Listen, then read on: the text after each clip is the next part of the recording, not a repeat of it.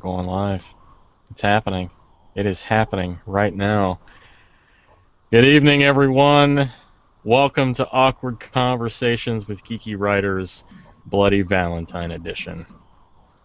I'm Todd Kiesling. Joining me tonight is Anthony J. Rapino, Eryk Pruitt, and eventually Mercedes Yardley, maybe? Mercedes is actually at some fancy smancy conference right now, and she told us she would be tuning in from her hotel, but we haven't heard from her today, so I'm hoping she shows up, because otherwise this is going to tank really fucking fast. So, but, yeah, thanks for tuning in. And guys, I just got a confession I want to make to you guys. All right. Maybe save it for later. No, I really should have brought the whiskey up here. Okay. I feel like I need to lead with this. All right. I just want to say, in the spirit of the holiday, that I love you guys very much, and not in that chocolate and flowers and wine sort of way, but in the sort of way that I want to dig a hole in my basement and keep you there so I can watch you sleep sort of way. You froze a hole. You froze. Dig a hole in your what? You heard him. So, dig a hole in my basement and keep you there. I appreciate that, Todd. I do. I really appreciate it. In the spirit of the holiday, I'd also like to say something that I don't usually put out there like this, but I would like to mercilessly slash you guys up. Slash you. I know. Slash you guys. I'm sorry. We love you too. Are we not to be Friday the 13th or not? Not to be left out, I'd like to climb up inside both your basements.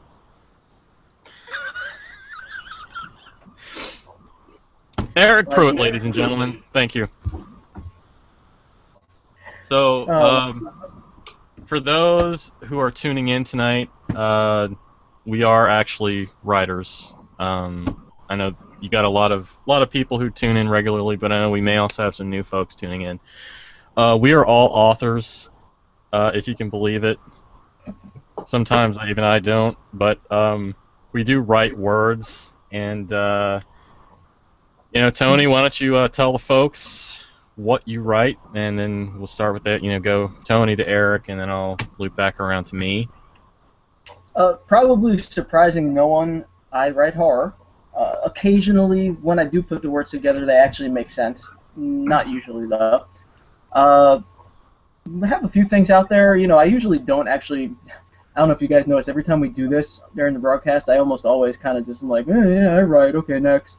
So I'll actually say a word or two about it. I have a novel called Soundtrack to the End of the World that is available in print and ebook. There is a short story entitled Loosely Enforced Rules that hasn't sold a copy in about a year, but I love that story, so you should buy it. It's really pretty awesome. It's disgusting. It'll make you vomit. I hope it makes you vomit a little bit. So, yeah. And then there's Welcome to Moon Hill Collection. It's a bunch of short stories and little miscellaneous kinds of tidbits of things. Like I wrote a beer recipe and I put it in the back of that one. And our good friend Z-Dubs from the Mouths of Madness happened to actually post a bunch of reviews of all of our stuff, which was damn awesome of him. So Z-Dubs. Thank you, Zach. Yes. Thank you, Zach. Zachary. Thank you, my brother. Thank you. You moisten me.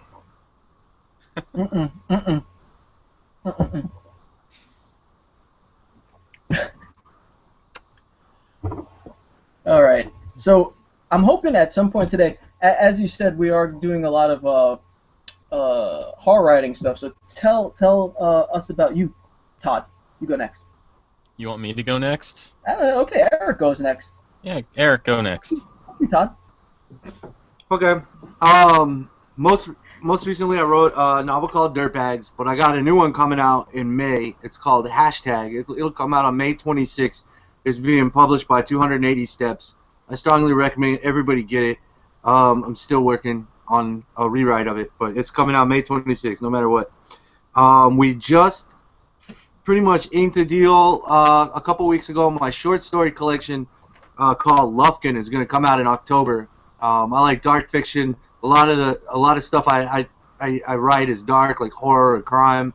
So there's a big mix of horror and crime, kind of East Texas related because that's where I'm from. So it's called Lufkin. And that comes out in October. And then also do some films. I've got 2 coming out this year. One called The Hoodoo of Sweet Mama Rosa, based on a short story of mine. And then another called Keepsake, directed by Meredith Sousey. And those are both coming out this year. And I've got one called Lana on Command and currently in festival submission. And Disengaged, currently in festival submission. In fact, it's showing in Pasadena, California tonight. That's awesome. You can see this. We just put FOODIE online, so it's a 29-minute short horror film. Won us some prizes. You can look online. It's free now on YouTube. I think I'm done. Oh, one more. I'm very, very sorry. I'm very, very sorry. One more. I had a short story come out today in Yellow Mama. They took it back in September, but we're like, hey, man, we want this for Valentine's Day. So it's called 16th. 16th. It came out of Yellow Mama today. You're going to love it to pieces. I'm done. Hey, And go ahead, sorry, Tony. Before you go, I'm sorry. Remind me to show the 4 movie series from Chris Moore. I have that the DVD I got from the thing. It has FOODIE and Disengage and everything's on there. And I just want to show everyone at some point. So remind me to do that. Did you watch them yet? Yeah, I watched them all. They're awesome. Yeah? I especially like your turn as a bartender. That's pretty good. What's funny is in that scene, everybody in that scene is a bartender at a popular joint around Durham, except the guy playing the bartender. Makes sense. That's awesome. So before I jump into who I am and what I write, at some point if you're paying attention to the Facebook event page, which if you're not, you should, because that's where we're going to be doing all the giveaway stuff later on. Eryk, post FOODIE. Post the link to FOODIE when you get a chance. Tony, Okay. post links to your YouTube channel. Post stuff to your books. Also, Zachary Walters, aka Z-Dubs, also posted some reviews of our work, and you can check them out. They were posted earlier today. So that stuff is all there if you scroll through it. I know Facebook gets kind of fucked up with the timeline and what shows up, but if you dig into it, I promise you they're there. So I also paged Mercedes. I don't know where she is, but hopefully she is able to join us tonight. But yeah, my name's Todd Kiesling, and I write horror and speculative fiction. I am the author of the Monochrome trilogy. Well, 2/3 of the Monochrome trilogy. I'm still working on the last book, but first book is A Life Transparent. Second book is The Liminal Man. And most recent release is Ugly Little Things, Volume 1. The Kindle edition just launched earlier this month, and I'm actually going to be giving away a couple of Kindle copies tonight of that. So, yeah. But you just released that like a week ago, 2 weeks ago, right? Yeah, it was on the 3rd, and the Ugly Little Things series is actually just a series of short fiction. They're digital releases. We did a limited edition hardcover back last summer, which I just showed you. But the Kindle edition, which collects the first 4 stories in that series, they're independent stories. They're not linked together or anything, so doesn't matter which one you read first. But they're all out there, and Ugly Little Things number 5, which is a weird, dark story called The Otherland Express. Hoping to release that next month. So, yeah, that's me, and we're the Geeky Writers. How are you? I love being a geeky writer.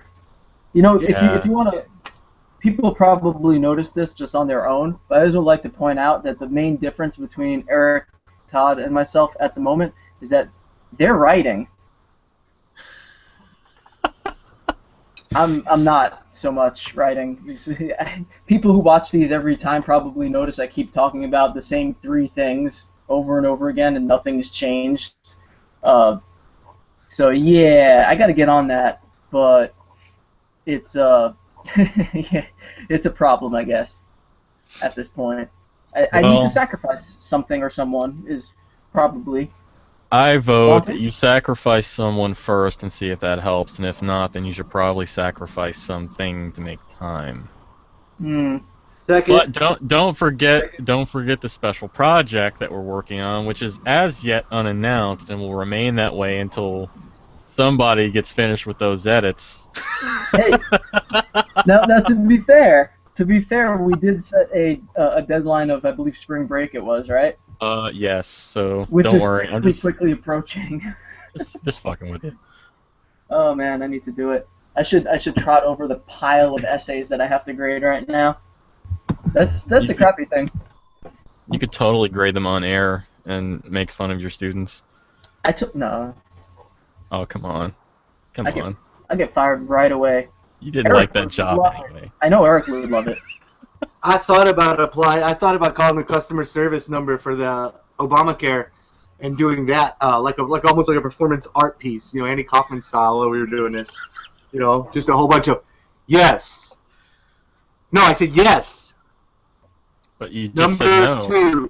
Number two. Let me talk to a human. Just a bunch of that for 2 hours. So, we had some questions. Generally, what we do on these things is we take questions from the audience. So if you are watching and you are on the event page, please ask us questions. We will do our best to get back to you.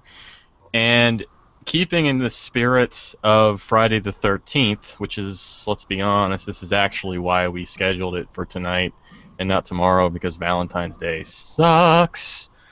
I had a question from a coworker of mine, Kathy, who I believe her and her husband are tuning in with us tonight. I hope so. If so, hi Kathy.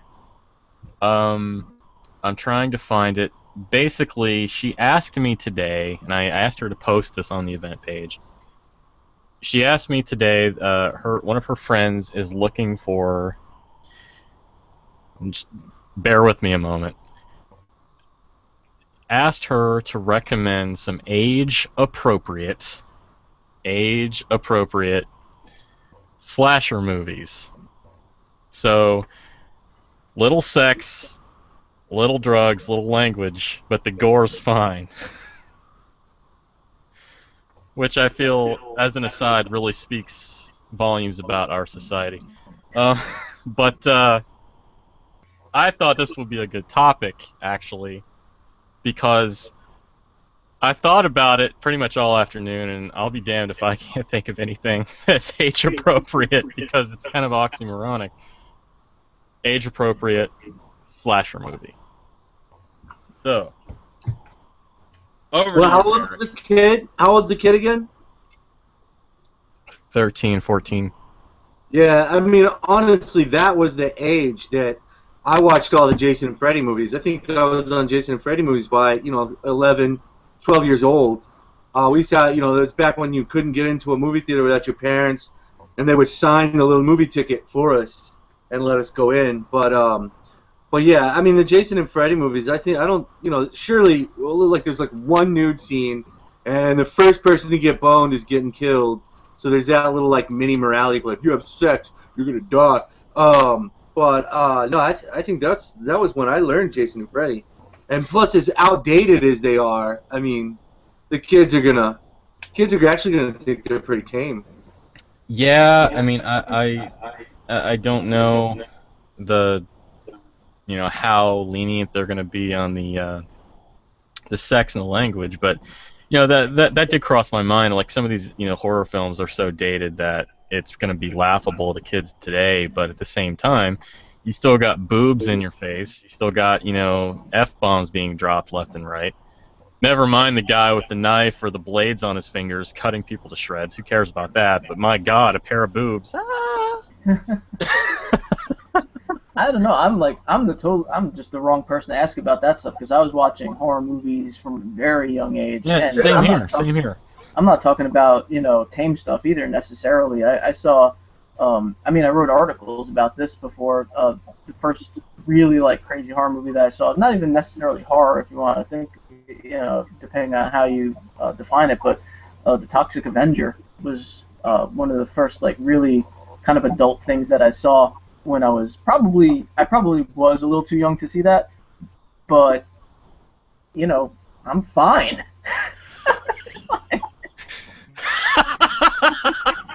Yeah, we're perfectly stable adults. But yeah, I agree with Eryk that the Jason, the Friday the 13th movies, the early ones, they're really not that bad. How well do you like her? Because are you guys really That's a good point. That's another good question. Because tell her laid to rest. Because good chance. To also consider her kid. Her kid may be good and fucked already anyway, so it don't matter what he looks at. Yeah. And especially if her kid needs their mom going around asking what they're allowed to watch. Well, look at that. Need to interject real quick. Mercedes is attempting. It's the cover girl. There she is. Mercedes. Hi, Mercedes. Mercedes, you're muted. I'm working on it. Yay, they can hear you. Oh God, she froze. There she goes. What? Am I here? I don't know. Hi, I can see you. Yeah, we see you. I hear you anyway. Hi. Yeah, I can hear you. Sorry. Can I just say, 10 minutes. Mercedes, when you think that no one can see you yet, you look like you're ready to kill someone. You look a little bit psychotic. I just want to put it out there. When you before you knew anyone was looking at you, you're like. I've been trying to get on here for about 10 minutes. We're at an LTUE and we're up here and I'm in my room with my writers group and the internet is so slow. And before that we were caught in traffic, so hi. Welcome. Bonjour. Happy Valentine's Day tomorrow. Happy Friday the 13th, everyone. Yes. Happy Friday the 13th. How is it going over there, Mercedes? It's been a lovely day here. We went to IKEA. We totally didn't go to any of the conference. Tomorrow's our the third day of it, and I have a panel to actually go and check in and get our name badges. So it's been good. Glad you're making good use of your time there. I know, right? Hey, I got so much. You know how much I got done. Are you on panels, Mercedes? Tomorrow, I am. Yeah. Yeah. What is it? Genre fiction and disabilities in genre fiction. Oh, very cool. Nice. Yeah. But I watched The Babadook last night. That was my how was it? How is that? I really enjoyed it. I liked it a lot. It was very thoughtful, I thought. I heard a lot of very, very good things about it, and then I've heard a lot of people just totally disappointed with it at the same time. So I haven't seen it yet, but I'm a little scared because there are such polarizing viewpoints on this one. I don't know anything about it either. I'm trying to stay completely I don't want to know what the plot is or anything. Right. It's I enjoyed it. It had a lot of good character development. It's not a lot really about the Babadook. It's about the characters, and I like that. That's my cup of tea there. So that was enjoyable. I watched it with my writers group, and suddenly we don't it'd be silent. And suddenly I'm like, I am scared to death right now. I'm putting that out there for you guys to know. This is cool. I like that a lot. So, we were in the process when you joined in of responding to my coworker Kathy's her friend's conundrum of basically finding a age-appropriate slasher movie. And she actually responded to one of my comments just a few minutes ago while we were talking, and her husband suggested Evil Dead, which actually, now that I think about it, would work because it's all gore. There's no nudity. There's some language, but it's not bad. Wasn't one of those? I don't remember if it was Evil Dead 1 or 2. I feel like it was probably the second one. Was banned in Europe at some point. Wasn't it? Isn't that Fuck Europe. Yeah. Hear, hear. No, 1 and 2, they were the same thing, right? Weren't they the same? No, they're not the same. I mean, there's actually, similarities. let me put on my nerd hat for a second because I know I can answer this question. Actually, Evil Dead 2 was a retcon of the first movie because they couldn't get the rights back to the first movie to actually do a proper sequel. So that first 15 minutes of Evil Dead 2 is actually a recap of what's supposed to happen in Evil Dead 1. So where Evil Dead 2 ends with evil going into ash at the very end and fading to black.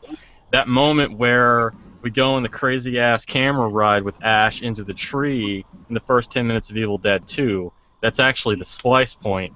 And I'm going to go get out of my mother's basement now and... No, that was a really good explanation for it, because a lot of people do get confused about part 1 and 2. It almost feels like a remake to some people. There's a lot of people who will say it is a remake, other people who say it is a sequel. Then there's like what you just said, the kind of gray area sort of thing. But I remember the first time I really saw both of them. I saw them very a long gap in between, and I remember being super confused when I started watching the second one. I was like, I remember this. What's going on? And for the longest time I was so confused over what the hell is going on. Yeah. That's it wasn't my until life. college that I really figured out what happened between the first and the second movie.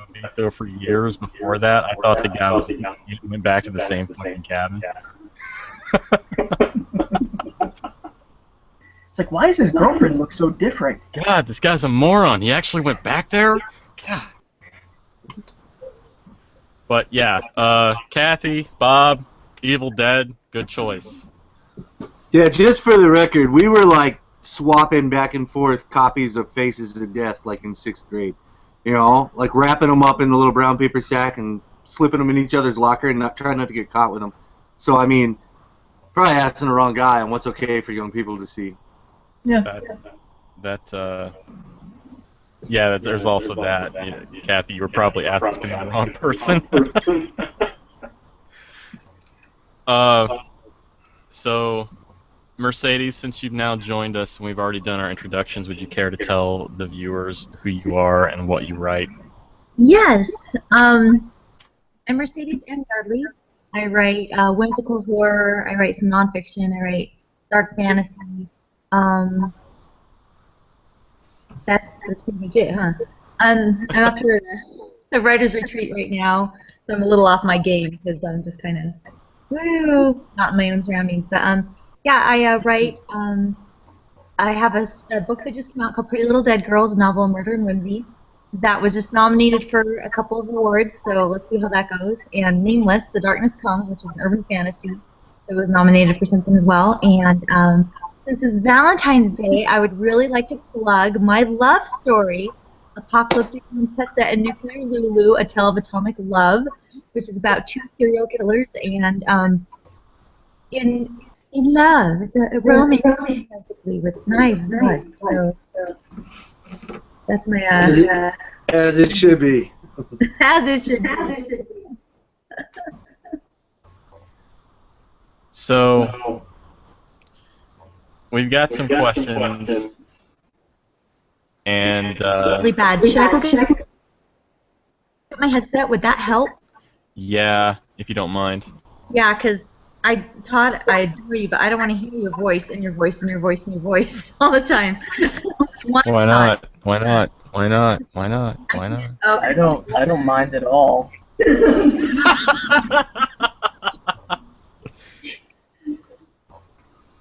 Thanks, Tony. So, I would like to thank Amanda Shore.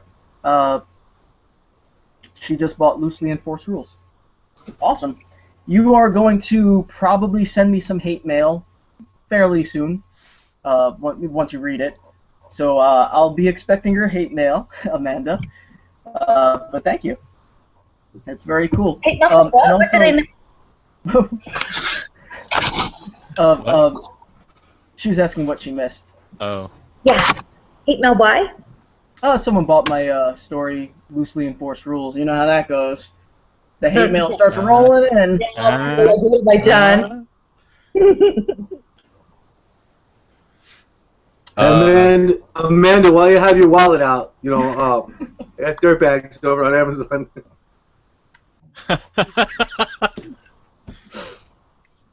Oh, the self-promotion never goes away. It always happens. I did post, if you guys scroll down in the event page, for those watching, if you didn't see, I did post all my links if you want to hit my YouTube up, my Facebook page, Candy Corn Apocalypse Army. Oh! Hey, look, we're doing it. Promotions. Yay! Marketing! Ha-ha! Somebody got to do it. Alright, so this isn't one of the questions on the page or anything, but since it is Friday the 13th, why don't we stray a little bit away from the writing talk for just a second and tell me what your favorite Friday the 13th movie is out of the series. I can answer this one really, really easily. Friday the 13th, Part 6. Jason Lives, where he actually, the first time, he's undead. That one, it's so stupid. It is so stupid. It's brilliant. That's the one where Tina pulls him out of the water? No, I think that's Part 7. The Psychic? Mm-hmm. Yeah, that's Part 7. The one before that's actually that they kill him by chaining him to the rock and drowning him in the lake. Okay, so that's why they put him in the water. Yeah, I like all of the Tommy Jarvis ones. You know, I guess that's 4, 5, and 6. Yeah. I think actually 5 was the first one I saw. I can almost still remember the order in which I saw him. But 5, the one where it's not really Jason. But yeah, I love the Tommy Jarvis one. So I guess if you made me pick one, it would be either 4 or 6. 4 gets extra points because of the Corey Feldman factor. But I'm with you on 6. Least favorite is 8. Jason Takes Manhattan. That one made me feel dirty. You know, like Jason takes your fucking money. That's what he did. Oh, come on. The boxing match on the rooftop and that's the one. If Jason jumped a shark, I'd say 8. I don't know. Jason X probably takes the award for Jason Jumps the Shark. I mean, seriously. That movie is so friggin'. There are a couple of moments. There are a couple of moments in that I really, really like, and most of it I just don't. But it's an interesting movie, though. Like an interesting take on the franchise, anyway. Yeah, you know, Jason Takes Manhattan is fucking crap. Sorry, I don't mean to curse so much. I hope no one's offended by that. No, what the fuck are you talking about? You guys are getting me randy. Sorry, Mercedes. What? I'm sorry. Sorry, but not sorry. Yeah, Takes Manhattan is awful. I think I might go with Todd on this one. I like the first appearance of Zombie Jason. Mercedes, do you have a favorite Friday the 13th? Uh-oh. We can't hear her. We can't hear you. I can't hear you, Mercedes. Just hold up the number. Just hold up the number. Sorry, this is just okay. not working for me. That's okay. all right. I'll just hear lots of Todds. I've never watched Friday the 13th. I haven't seen one, so I don't have a favorite. I was just hoping you weren't going to come to me for that. We try to keep it fair and balanced. But my birthday is on Friday the 13th this year, so I think that should count. And Please don't judge me. Okay, your Please help me and don't judge me. No one's judging. That's a lie. I can see Yeah, your You're right. It is a lie. Pick yourself, Easily. Hey, that actually So gives me. disappointed. That actually gives me a follow-up question then, because earlier when Tony and Todd and I were talking before the thing came on, I almost had to admit, or even just when we were talking about Evil Dead, having to admit, I was told not to see Evil Dead Part 1. Everybody had told me, hey, dude, you just watch Part 2 and you're good, because Part 1 is... So I never saw it, but I know a lot of these horror conventions, I can't walk into and say that. I've never seen Evil Dead Part 1. I've never seen any of the fucking Lord of the Rings, dude. I never, or the Hobbits.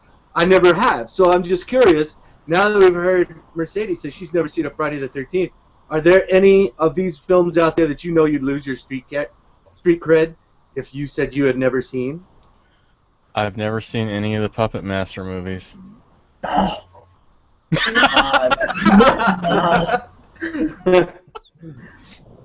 There are a ton of movies that honestly, the Friday the 13th franchise, I really didn't dive into fully until like a couple of years ago, when I really started getting a little more into like writing about pop culture and horror, and not so much just kind of watching what I like to watch. I realized as a kid I was a Freddy fan. I loved Nightmare on Elm Street, and I don't know if you were you guys the same in the 80s. Or whenever you were kids, and there's the Freddy and there's Jason, and at least when I was a kid, it was like you were a fan of one or the other.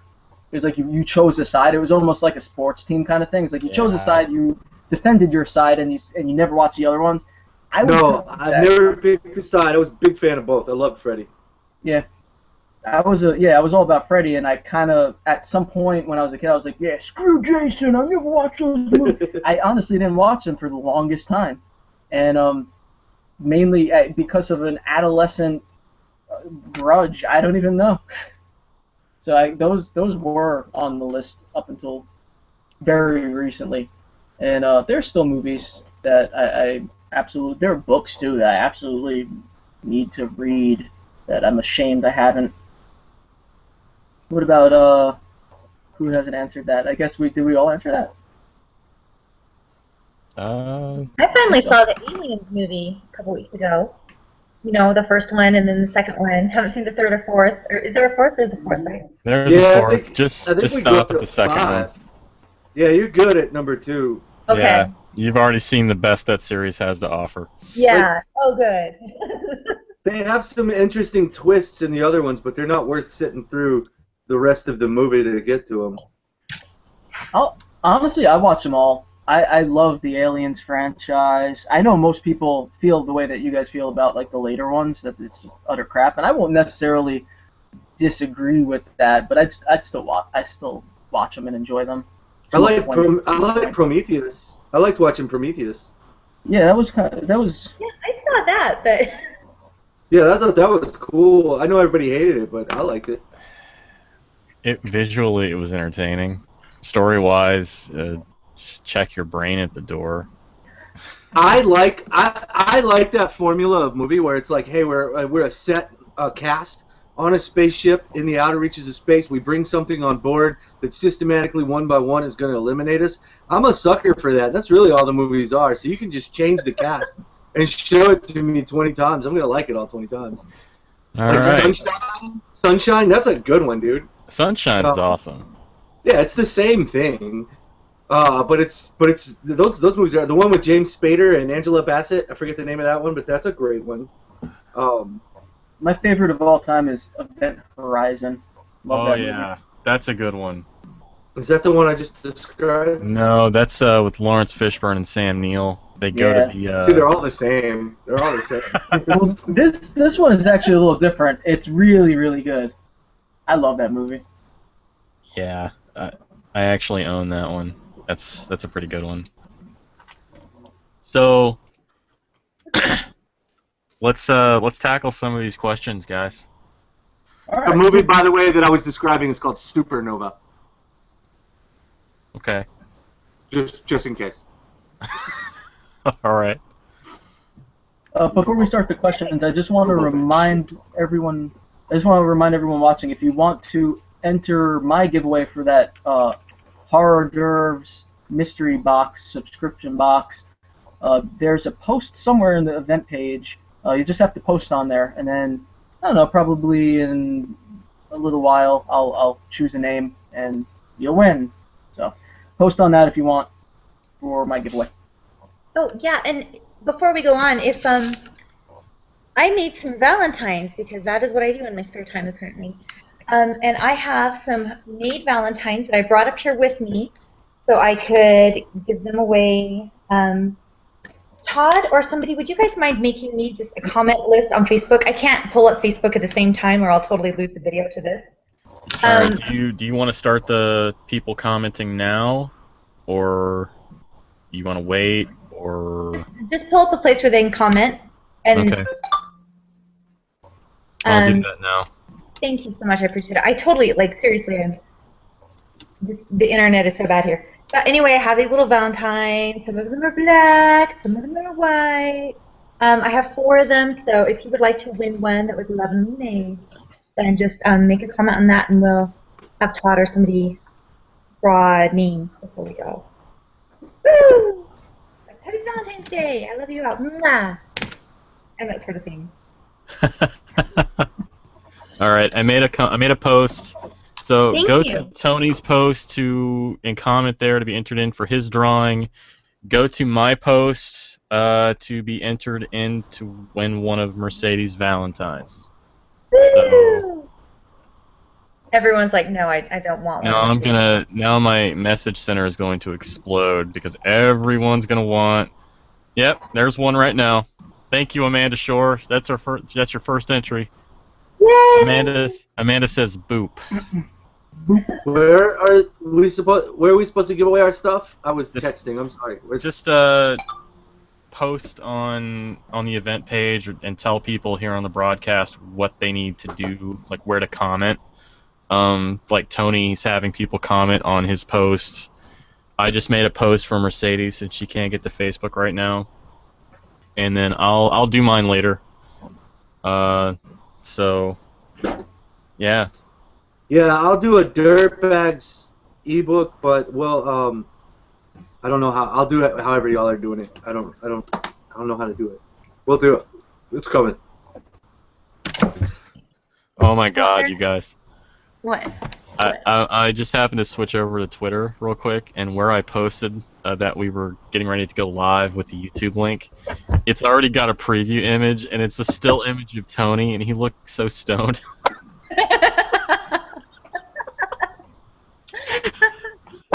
Oh, what are you talking about, man? It's like your eyes are like almost rolling up into the back of your head. I don't know what the hell you were doing at that moment in time. Well, I mean, there's a reason that you can only see from here up. That's all I'm gonna okay. say. Right. Yeah, pretty much. It's scary stuff. I am sorry I got distracted for a second. I was no. We don't want to know. People. I was I want to start writing down names for my giveaway, so it's not like a million names that I have to sort through later on. So we're gonna do questions? Yeah, we had some questions a little while ago, and they got buried. I'm trying to find them. I have Zach's question. I wrote it down because I was like, it's gonna get buried. So if you want me to ask that one while you're looking for it. Yeah, why don't you do that? Okay. Zach was asking if we had any thoughts on future or current offspring coming of age and reading our material, our dark fiction material. Yeah. Yeah. Like of our kids reading it? Yeah, or those of us that have decided not to have children, like other kids, you know, just kids, I think in general, but I think maybe for those of you that do have kids, it would probably be interesting to hear what you think about your kids growing up and reading like your dark stuff, the scary, the scary stuff or the bad stuff, the locked drawer stuff. That's terrifying because a lot of the locked drawer stuff is about them. The scary stuff, the things that scare me, are the idea of things happening to them. So it'll be like, and then, you know, it would probably murder my children's souls. So you're not gonna let them read it? No, I'll let them read it eventually. Like right now, I mean, my daughter reads some of my stuff, but only like the light, you know, like she had to read a book about pixies, and I'm like, well, I have a short story about pixies. You can read that. That's okay, you know, and it's about death and sorrow, but it's, you know, nobody explodes or burns or anything like that. But I mean, I'll let them read everything that I write eventually. But I don't know if, like, would you want to read what's inside of your mother's head? Would you want that? You know, I don't think I would. No. I wouldn't want my mom thinking half the time. You know, if it's me personally, it probably would have brought us a little closer because, you know, my mom keeps her stuff kind of locked up, so I probably would have dug it. But who knows? I don't think my mom's that dark of a person, though. She'd probably put me to sleep if I got into it. You know, I'm not. I was listening to this. That's a good question that he asked, so I really like it. Yeah, it's a really good question. It is. And honestly, I've thought about it a little bit, but my son is so particular about the things he reads. Like he's, you know, like I was just telling Eryk earlier, he turns 12 here in a couple of weeks, and he's starting to, you know, read more, but he's very particular about the genre that he reads. He likes some of the, you know, young adult urban fantasy stuff. He's not really into horror. He thinks R.L. Stine is lame, which breaks my heart because I loved R.L. Stine when I was a kid. You know, he kind of asked me a little bit about Stephen King, but then he's like, it doesn't really sound like my sort of thing. So I like him already. So, you know, I'm not really all that worried. I mean, now if he were to read The Harbinger, which is for sale right there, go here. If he were to read The Harbinger, he would probably look at me a little differently. But you know, at the end of the day, it's no different than. What's that? Forever and ever. No, I look at you differently after reading The Harbinger. I know. It's okay. I look at me differently too. That story was like after I finished it, and I kind of had to sit down in a dark room and think, you know, have a long talk with myself. But no, it's like it's the same way when I started writing when I was a teenager, and my parents started reading it, and they're like, "Where the hell is this coming from?" You know, it's fiction, and I think you read something. Well, being writers, you know, you guys know how to separate the author from the fiction to a degree.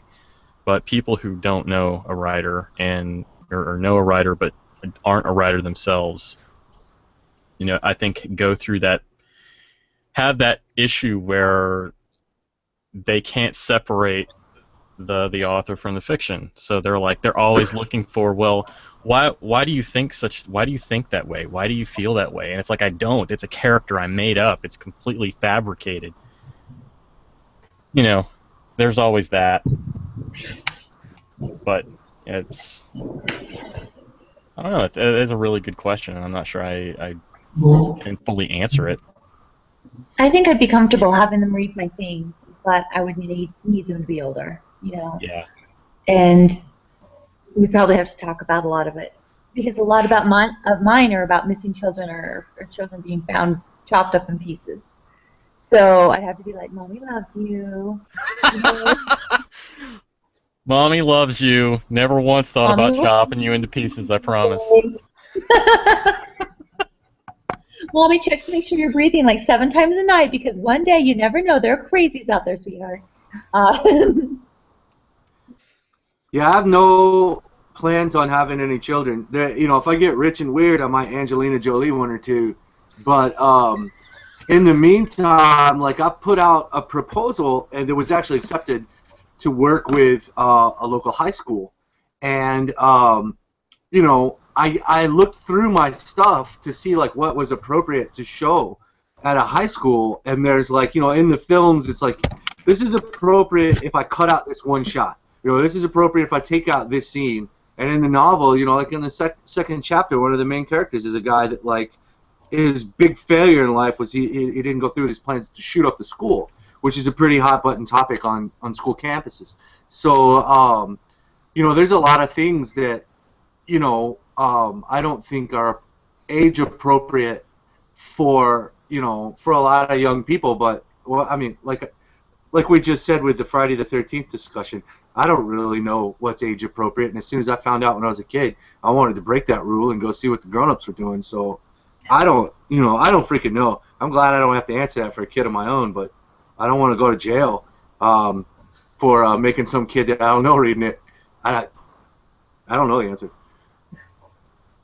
Yeah, I just stayed quiet throughout that whole thing because I don't have kids. I don't know how to answer that question. Don't know. Although I will say from the other extreme, I feel uneasy about like any of my relatives, like my parents or my brother, reading my stuff. Like I pretty much don't want anyone I know personally to read any of my stuff, which I probably says something, but so I guess I probably would have a weird feeling about my kids if I had kids reading it. Hard to say. It's hard enough knowing that some of my coworkers are starting to read my stuff, and I have to see them every day for 9 hours every day. Shit, I make people read it. Well, I mean, it is hard because, like you said, a lot of people can't differentiate between the author and the narrator. You know, and it's like when you're watching a movie and there's a villain and people go up to that actor on the street and you're like, why are you such a jerk? And they're like, that's a part I play, that's not me. But people don't get that. I think that's kind of frightening that there are people that don't understand that difference. You know, we're going to walk out on the street someday and someone's going to recognize us and be like, you sick twist. You know, Eryk Pruitt's going to be like dragged behind a car for you know, miles because... I mean, in Eric's case, though. You'd like it. You'd like it. Yeah, that's true. Okay, maybe he was the worst example I possibly could have chosen. Yeah, he would enjoy every minute of it. He would, you know, be like, let's do that again. Woo! Okay, so let's go to Todd and his candy van then. My That's candy. Hold. No, Tony. There's Tony in the candy van. It's Tony has the candy van. I've got the free hugs bunker. Thank you. I can't keep you fellas straight in your weirdness. I don't want to be in the candy van anymore. Neither one of them can keep themselves straight either. Oh, ba-boom. Wow. Wow, there it is. Thank you.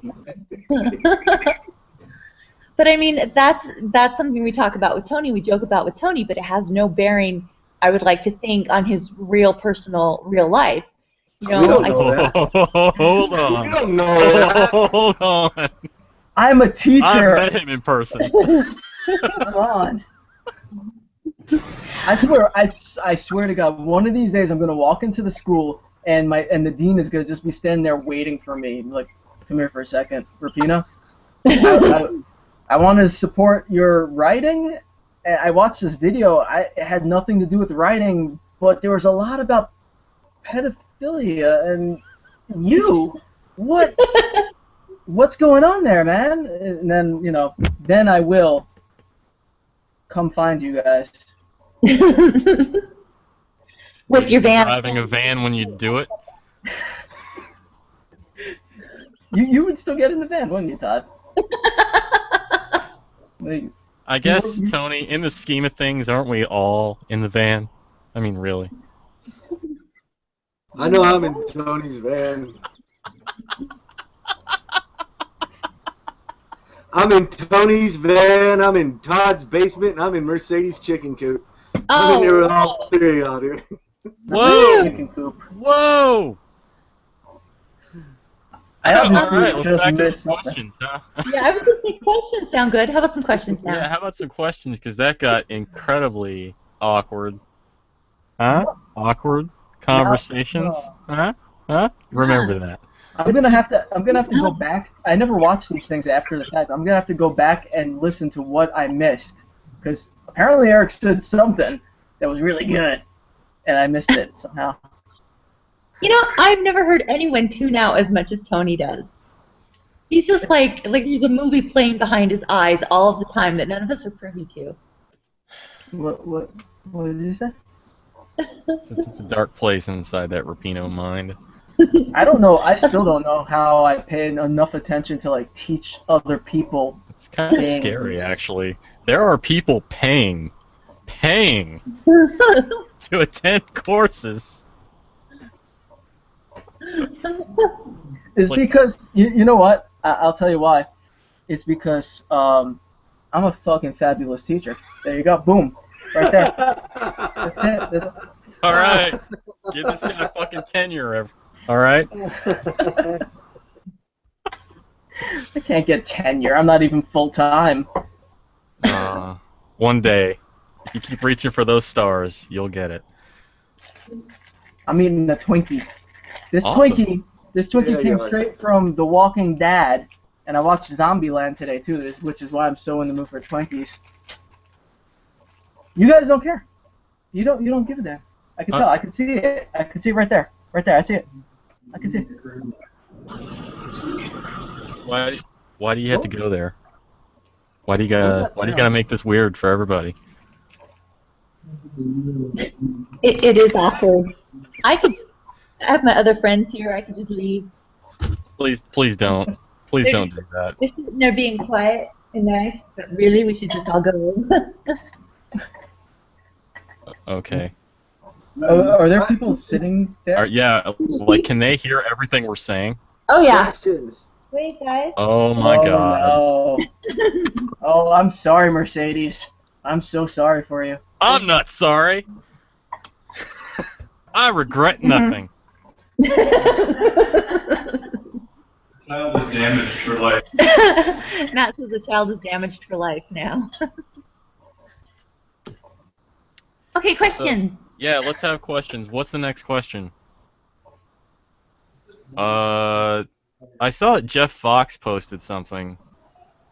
Where's Jeff? Jeff, where are you? Jeff. He was asking Mercedes to weigh in on the slasher thing. Is that what you're talking about? What's her take on age-appropriate horror slasher flicks? Yeah, I thought Scream was pretty appropriate because, like, the whole Scream series, the sex was really nothing, and it was silly enough and kind of lighthearted enough that I would consider it age-appropriate-ish. But you're asking the wrong girl because I wasn't allowed to watch rated R movies, like, ever. So my age-appropriate stuff, boy, my parents really came in and made sure that we were, yeah, it's embarrassing. This is why I've never seen any of those movies. Wow. Because it was rated R and we couldn't have them in our home. Oh my god. Phone's ringing, dude. Is that you, Tony? Phone's ringing, dude. Hey. Your phone's ringing. Hey. Gosh. Phone's ringing. I want Tony's Twinkie. Everybody does. Really? Hey, we got another question on. Do you guys want me to ask it, or do you guys want to? Oh, please. Beg of you, Eryk. Yeah. Which character from one of your novels would you hook up with? And which character? Okay, I'm sorry. This is from Bob Walters. Which character from one of your novels would hook up with which character from one of your co-host novels? Ooh. Oh shit. So that means a character from one of our novels hooking up with a character from another novel. Oh Wait. man. That's a hard question. That is a hard question. Eryk's Holy character would shit. hook up with anything that moved, so that would be. That's a good question. Ooh, fan fiction. That's Bob Walters of Local Film Talk, ladies and gentlemen. Bob, thank Nice. you so much for that question. Wow. Excellent question. I dare any of your characters to come within an inch of sunshine. See what happens. Okay. I don't know. I could see Karen Singleton from When Karen Met Her Mountain hooking up with Sunshine. Hmm. Rhonda Kenchoff. She's crazy hook enough. up with anybody. She got Donovan Kendall written all over her, dude. I could see Donovan Kendall's brother Michael hooking up with Luna from Nameless. Interesting. I could see Michael hooking up with Luna. I don't know if I can see Luna rolling with Michael. Well, Maybe. You know what? I just realized something, Mercedes. What's that? We had our characters already kind of interested in each other in Madhouse. what is this? What's up? What is this? This is interest. This is interest. Yeah, in Madhouse, our characters, we wrote our characters to be sort of interested in each other. You remember that? I don't remember their names. I don't remember my character's name, to be honest. I don't remember mine either, just the Sandman, and then there was the other one, huh? Yeah, there was your, yeah. Oh, well, yeah, well, mine wanted to rape yours. That's different. They weren't really interested to say. I don't remember that at all. You know, you must be bad with relationships if that little tidbit just kind of went out of your mind. Right through the heart. I'm just saying, my character had hers backed up against a wall with a knife, and Tony's like, we wrote them so they're interested in each other. He teaches children, folks. He teaches children. I think you're talking about a different character. I don't remember that at all. Okay, when Madhouse comes out, we'll have to reread, and we'll have to be like, do you see any interest in these characters for each other? Are these are there romantic sparks? Because the character that I wrote about was a pedophile and a murderous pedophile. The girl? The girl? The little girl? No, the female. Didn't you write a female character into the story? Oh, maybe yeah, she's a little girl. Little dead girl. Little dead girl. Holy crap! I really don't remember this. Okay. A pretty little dead girl. He's like, never mind. I just nope it. So I'll just say that well, he was interested in your character. She like spit at him and was like, "Get your filthy hands off me." So depending on what you're into, sure, we could go that route. We pick up a whole new set of readers if that's how we promoted that story. A love story for the ages. With no concern for ages. Speaking of love stories for the ages, Matthew Rogers asked, it has to be asked, what are our opinions on 50 Shades? Oh! Bring love up stories, for the ages. Oh, that's a nice little segue there. See what I did there? That you and I are part of the 50 Shades of Regret page. Actually, let me go get my well-used copy of 50 Shades of Grey, shall I? Man, you ashamed the shit out of me, dude. You ashamed the shit out of me. So you both actually read it, though? Is that what you're saying? No, actually no. So we're part of 50 Shades of Regret, and it's something that R.J. Keller put together. And it's, you flip open like randomly to a page, you take that wonderful page of just, art and poetry, and you turn it into something even more artful and poetic. And then you post it up on the page, 50 Shades of Regret. And it has a beautiful profile picture that I took of me Lysoling off a copy of 50 Shades of Grey. Yeah, right here. Here's my blackout poetry of 50 Shades. Would you guys like to hear a poem from 50 Shades of Grey? Yes, please. All right. I don't know. I don't know if you're ready. I don't know if you're ready for this, but this is called 50 Shades of Oh. Hey, don't forget there's a baby here. That's where babies come from. Matt says that's okay. That's where babies come from. Go ahead. I am all fingers and thumbs. Mr. Gray says nothing. One hand cupping me now, teasing me. I don't mind. Did I explain what the interview was for? Yes. Oh, I'm temporarily mega successful. I frown. I swallow. I have some Mr. Gray. He's laughing at my heat, and I sit up and square my shoulders in an attempt to look vaguely disappointed. Hey, one question. If I'm hard, does that make me gay?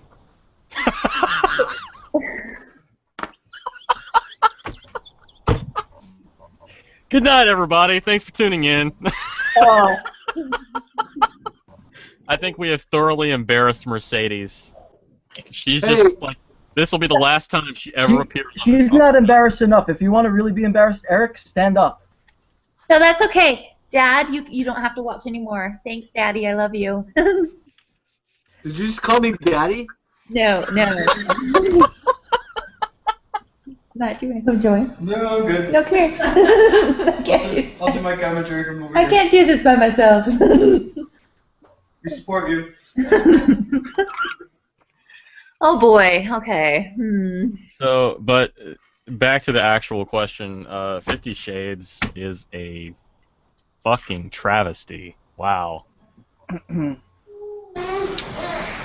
Well, okay, if I can start my rant, and I'm going to start my rant. Please, go for it. Start your rant. I'm going to start my 50 Shades of Grey rant. What makes me the most upset about it, and I was talking to my Angry Ginger, who is a dear friend and usually understands what's going on in my head, but didn't understand this. I'm really upset about the idea of somebody taking someone else's characters, because we all know 50 Shades of Grey was like, you know, fan fiction for Twilight. Yep. Taking someone else's characters, writing these stories using someone else's characters, and then profiting from it. Oh, okay, we'll go change the name. That's still someone else's characters that someone else thought of, gave them life, created them, and specifically made sure in her books that sex was like a non-issue. You know, specifically went out, you know, Stephanie Meyer's Mormon, and made sure that sex wasn't really going on in her books. And then these characters are taken and made into this, like, really pathetic soft porn type of bad BDSM, you know, thing that's going on.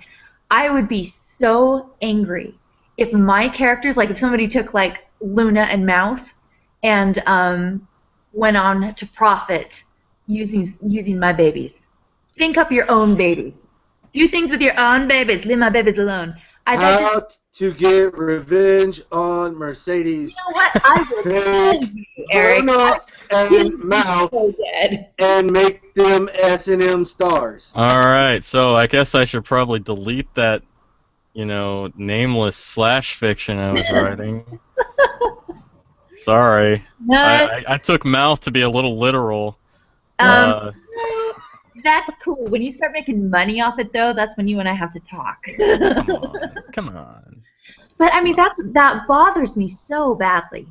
You know, I mean, it's great that someone's characters move you, and enough that you want to like expand their world. But then when you profit from it, I think that's where I draw the line.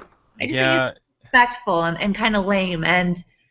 Just and my friend was like, oh well, I bet you know you'd be flattered if someone was doing that with your characters, and I'm like, fan fiction is flattering, sure, or that they care enough about it, but when they go and deliberately profit from something you created, I just think that's bad business, and I think it's distasteful, and I just think it's, I don't know, it's disrespectful.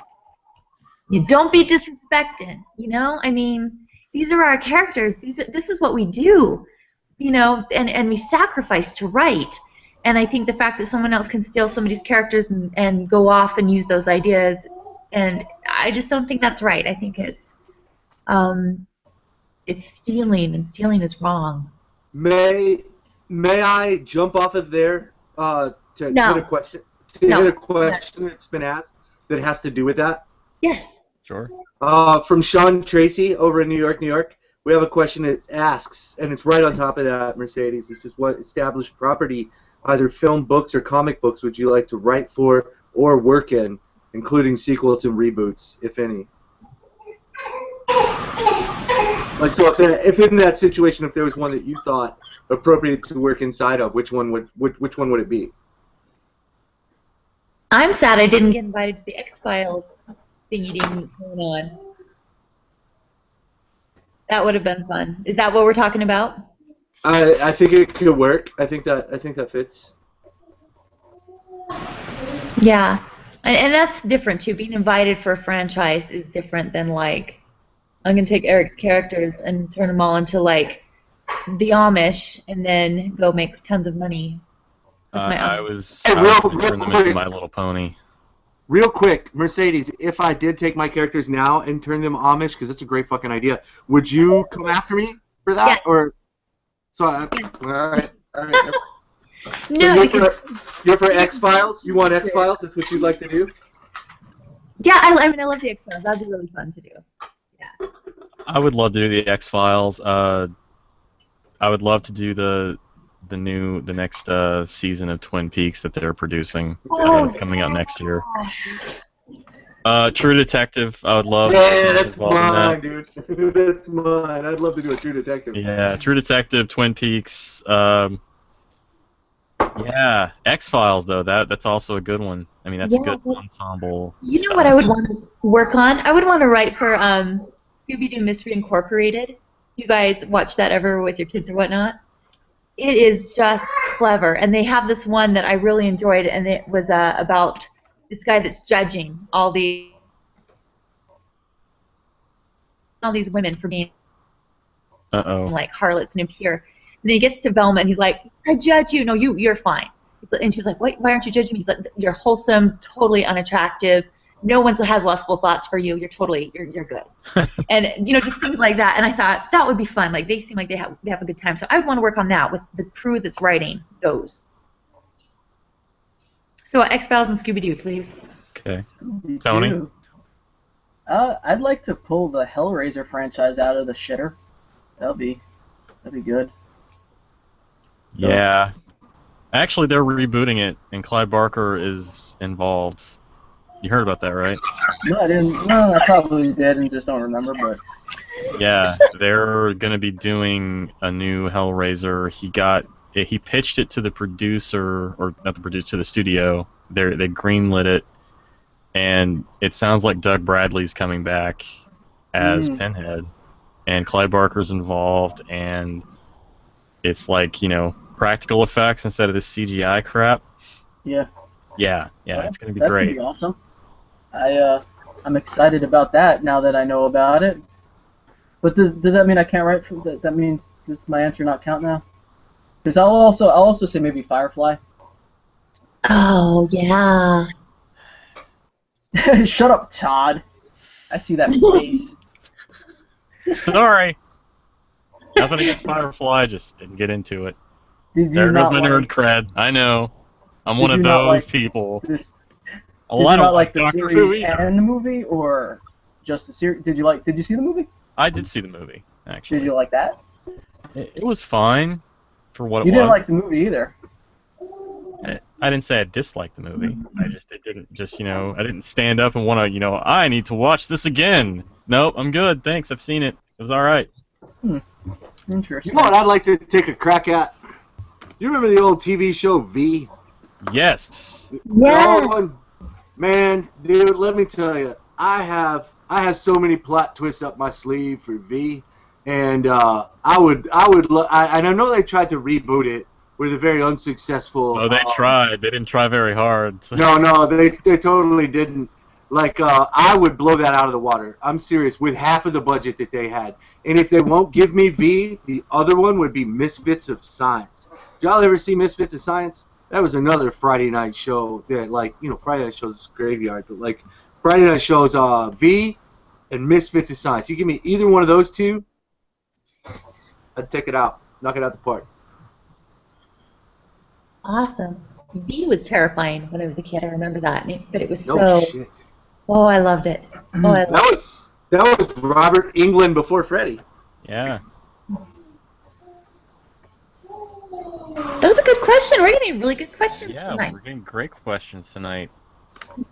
I have another one that I found on here from Jeff Fox. Do you guys want that one? Do you think you can handle it? Real quick, Mercedes. Yeah. Someone posted in response to Matthew Rogers' question about 50 Shades and pointed out that E.L. James apparently is Mormon as well. I didn't know that. Is that true? Really? For 50 Shades? Well, if E.L. James is Mormon, she's got a lot to answer for.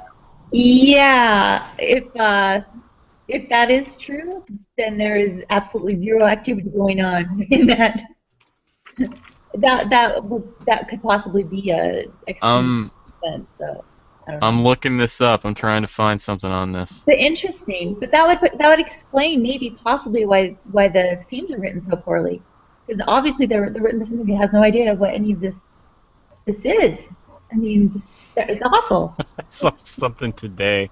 It was a review, and it said there's no way that this book was possibly written by someone whose first language is English.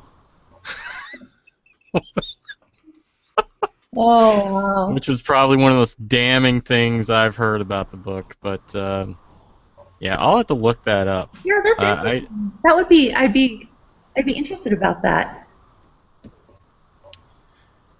I mean, possibly Mormon at one time, but I can assure you, not accepted into the fold as is. I think we had some comments over at the YouTube page as well. Just comments, no questions. Phone's ringing, dude. Hey, telephone. Phone's ringing. Hey.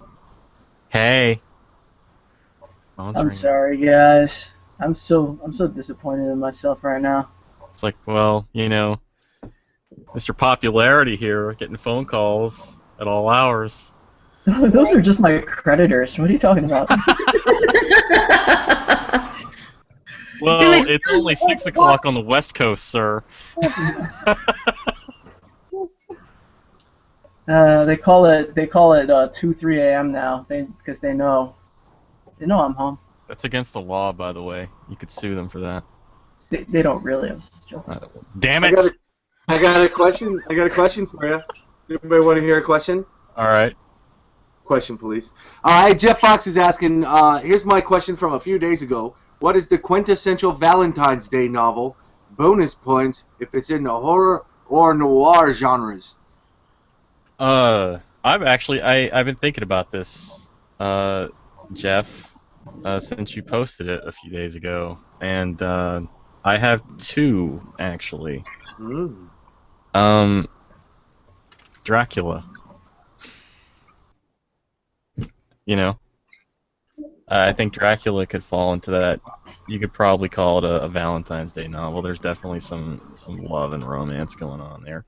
Oh, so it doesn't have to actually be like taking place during Valentine's season, just something that we find like kind of romantic.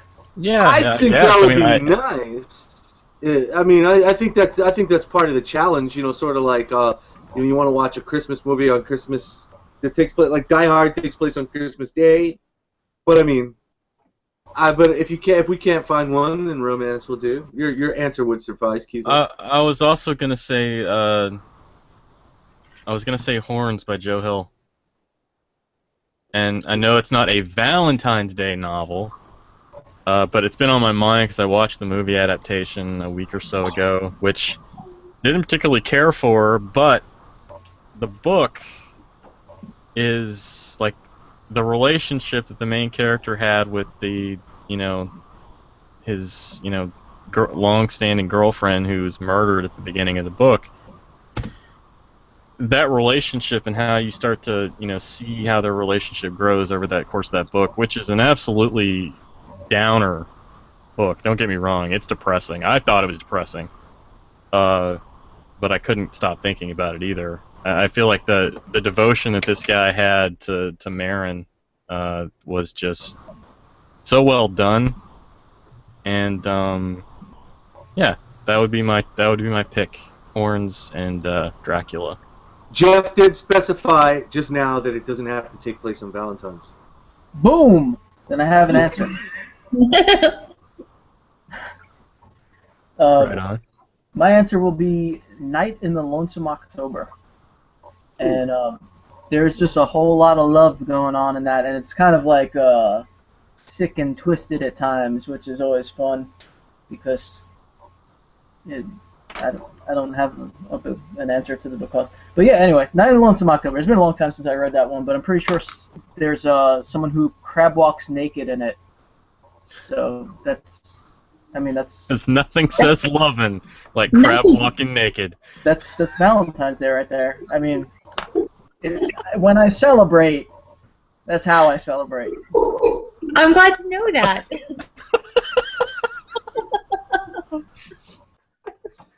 I told you he was weird. That's how he greeted me. He came crab walking down the steps. I knew. I'd like to say that. I'd like to say that visual will never leave my mind, but it was already there. You know.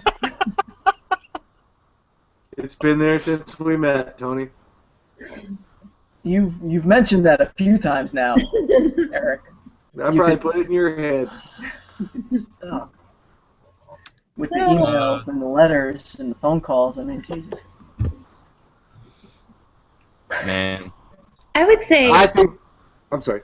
Oh, go ahead, Eryk. No, you, please.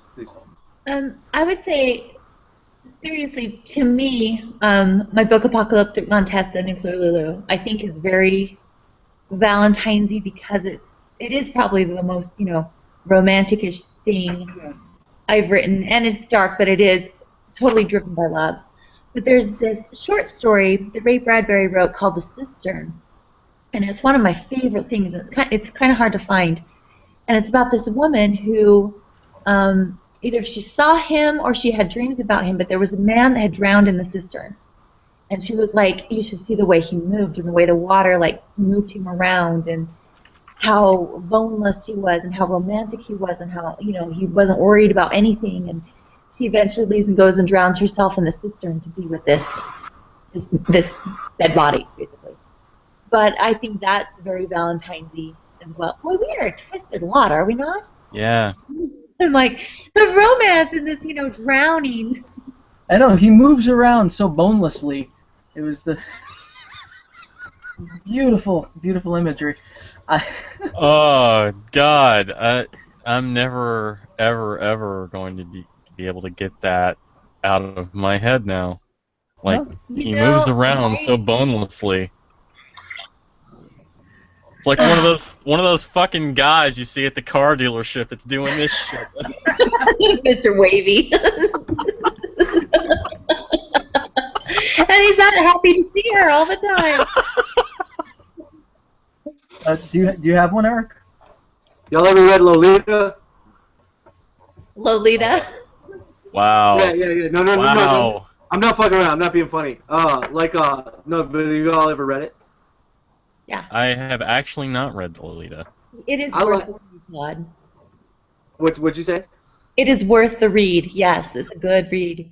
It's one of my favorite books because there's lines that I believe in life that you just don't cross, and this author makes the reader cross them. And I hate love stories. I don't like romance stories. I hate Ernest Hemingway. For all Ernest Hemingway has done with his life and with his fiction, basically, if you boil those things down, they're just love stories, and that's what I hate about him. Is you've done all these grand things, but all you do is you're making this man and this woman get together in the end, and I don't like those. Those are the kind of stories I read. But Lolita, you have this one author. You have this one author with Lolita who's like, I'm going to take a story of unrequited love, and I'm going to take you to a really, really gross and sick and disgusting place with it, and you're going to like it, and you're going to root for me. And I thought that's a great skill, and it was really, it was, I don't know, I really like Lolita, and when I think of what a successful love story is, it makes me interested because of what the author had to do. It's the answer's Lolita. I think that's one of the best love stories. It's true. I remember reading that book and absolutely being horribly disgusted that he's so interested in this little girl, right? But he explains her in such a way. This is what I see about her. I see this. I see this. I see this. You're like, oh my gosh, I can see why he feels this way. I can see the way that he wrote this. I could see how these emotions. Okay, I can see why this guy liked this little girl. Got it, and that was but awesome. I mean, I totally understood. I'm like, okay, I totally understand what you're saying. Go get her, Tiger. I think one thing that actually differentiates Nabokov from like a pedophile is that you can tell Nabokov actually researched this, because that's not his first novel on the subject. Like, he actually looked into this and read on it. And I think what we were watching is a writer trying to breach that subject instead of like, this is my inner demons. You know, I'm trying to get my inner demons out. I don't think that's what he was doing at all. Because you can see with his other work that he actually was trying to get, the practice work before Lolita. And I don't, and without getting too, like, I don't think that's what those sickos go through at all. I think what we got was really some romanticized version of it. But still, I really respect the craft of Lolita. Yeah. We probably should change the fucking subject. Well, let's We're all going to fucking jail. Todd will take you there in his van. You're good. You got company. Not Todd, Tony. God damn it. No, you had it right. I think there's a reason you keep subconsciously changing it to Todd. You know that, right? There's a reason for that. So let's keep the love train rolling, and you want to apply this question? That's right. I said it. Yeah. Let's apply this question to movies. That's getting quoted right now. Yeah, it is. I'm doing it too. Wait. But you have to, at the end of the quote, you have to write choo-choo, okay? Just Hashtag choo-choo. please. And then at some point, because you people are sadistic and love to torture me, I know that there's going to be some kind of friggin' weird photoshopped thing of my face on a friggin' train or something. Dude, Love train. You are so fucked. Do you have any idea? Do you have any comprehension what's going to happen in Photoshop tonight? All right. Oh, so dirty, Kiesling. Oh, you're so Let's dirty. keep this love train rolling. Anthony J. Rapino, author of Soundtrack to the End of the World. Hashtag choo-choo. Yeah, choo-choo. Right after we talk about Lolita. I love it. Oh, God. All right. I was trying to change the subject. Thank So, you. I thought of a movie that kind of applies also, and I just want to mention it real quick. You guys can do the same or not, either way, but have you seen the movie Low? L-O? Low? No. I've seen it on No? Netflix, though. It was on Netflix for a while. Yeah, check that movie out. It's a very good Valentine's Day like horror movie, and it's not. I don't even want to say it's necessarily a horror movie. It plays out kind of almost like a stage play. The whole the setting is one room almost for the entire thing. It's really awesome. Definitely check it out. So Low. Choo-choo again. I just watched Stonehurst Asylum, which is on Netflix. And it's Oh yeah, I based, just watched it too. based on an Edgar Allan Poe story, and I quite enjoyed it. I thought it was, psychological and had beautiful scenery, and that scene where they have like all the lunatics are at a ball in the asylum, and they're all in their best, and they're all having their quirks, and I just thought it was very well done, and it's a love story at the base of it, and I like that. That's my idea of a Valentine's story. Not really a chick's like type O person as much. I'm still caught up on brainstorming ways I can immortalize Tony with a train, and I think I've got it. I'm going to take a picture of Thomas the Tank Engine, No. and I'm going to put his face right on the front of it. That's what I'm going to do. I can see this now. This is how it's going to be. Nope. Hey, Todd, if you're trying to get an image of Tony with a train, just imagine what train means in a strip club. And then Oh, God. Eryk, why? And then have fun. Why? Hashtag choo-choo, motherfucker. I think you need to go back to the Thomas the Train and do I think that's ultimately more sinister. You put his face on Thomas the Train. And it says, let's keep this love train rolling.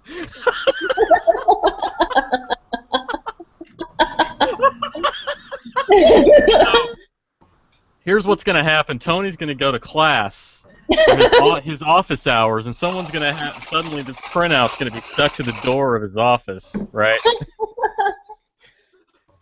We should start I heard answering you each were other. hanging out on Friday night with some Lolita reading motherfuckers. That's Yeah. Tony's got a... Is that a knife? Tony, say something. Tony's getting weird. Oh, he's... Are you threatening me? Are you threatening me? Am I threatening you?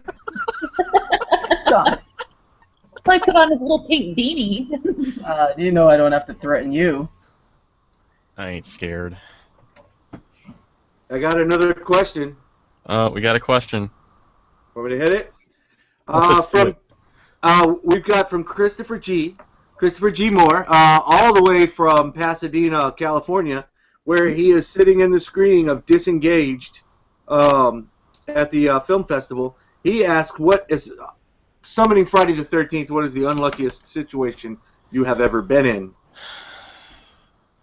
The unluckiest situation you have ever been in. Does this broadcast count? I was just gonna say this one right now. This moment. But let's be honest. Is this better or worse than Christmas, where we're all like, if I didn't write, you'd all be dead. If I didn't, Yeah, I'd probably kill myself if I didn't have writing to lean on. That was Merry after Christmas. that broadcast. That was a dark night after that broadcast. I'll tell you guys. That was... Is this have- What happened on Christmas? I was drunk. What happened on Christmas? one of the questions was what would you do if you didn't write? And Tony's like, oh, I'd be, creating my art and teaching and just doing the things I'm doing otherwise. And the rest of us are like, dude, I'd be in jail. I'd be either dead or in prison. People would be murdered. If I didn't have my art, I'd be let loose on the streets with all this anger. That's right. I was pretty upbeat that night, wasn't I? I was like, I like life. It's pretty good. You guys were like, die. Oh, man. Shoot you, motherfucker. Let's keep this love train rolling, Tony.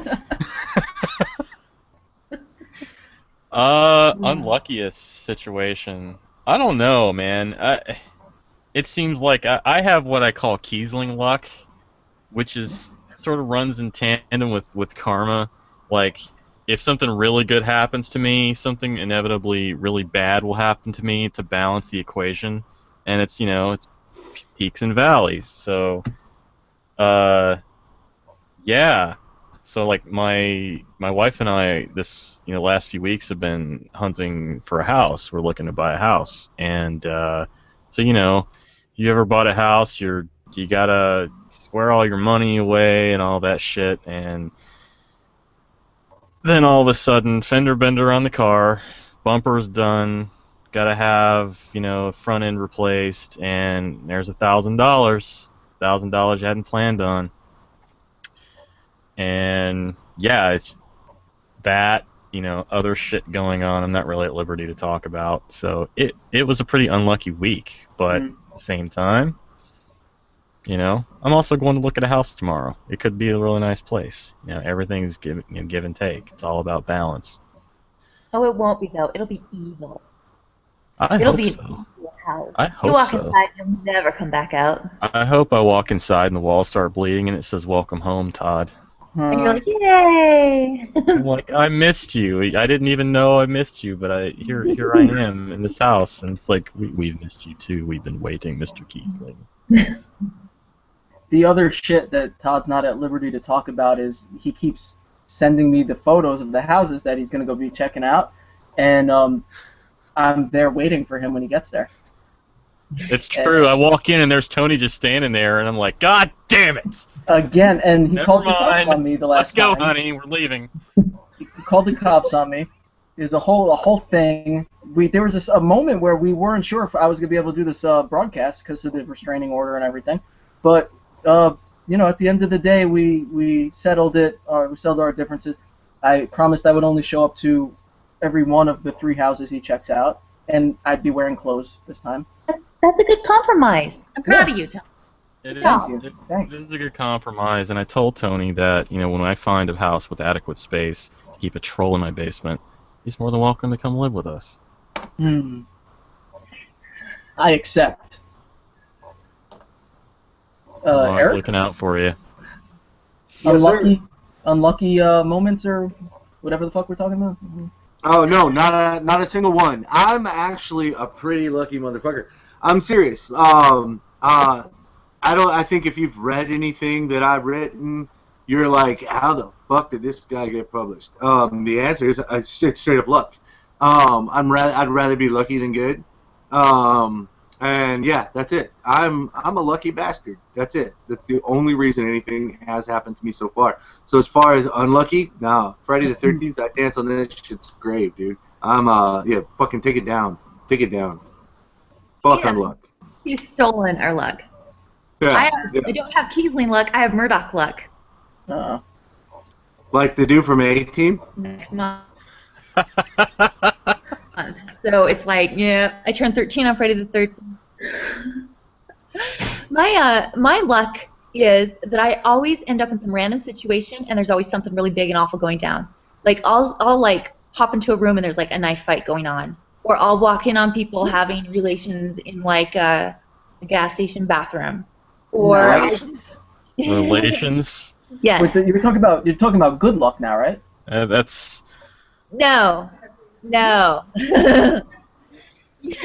Or, I'll just pop up and there'll be something like really awful. They'll be like, if there's one place you can't be, and that's where I'll be like, oh, hey, whoa. So I just show up. Whoa, hey. Whoa. with the wavy guy, Whoa. So if something can go wrong, it usually does. And I usually help that along somehow, inadvertently. I guess I'll go along. We're drawing the dividing lines here. Mercedes and Todd on one side, and Eryk and me on the other, because I consider myself fairly lucky. I have a very specific kind of luck, whereas, like, I'll never win the lottery or anything, but I tend to win like little giveaways and things like that a lot, and I don't generally. I generally don't crazy bad things don't normally happen. And I kind of figure I'm a lucky person, I guess, for the most part. That's not fair. I like Friday the 13th. I think 13 is lucky. Well, it's my lucky number. So that works. But my husband's the same way. He'll he'll come home from work and be like, I want a bicycle today in a drawing. And I'm like, what?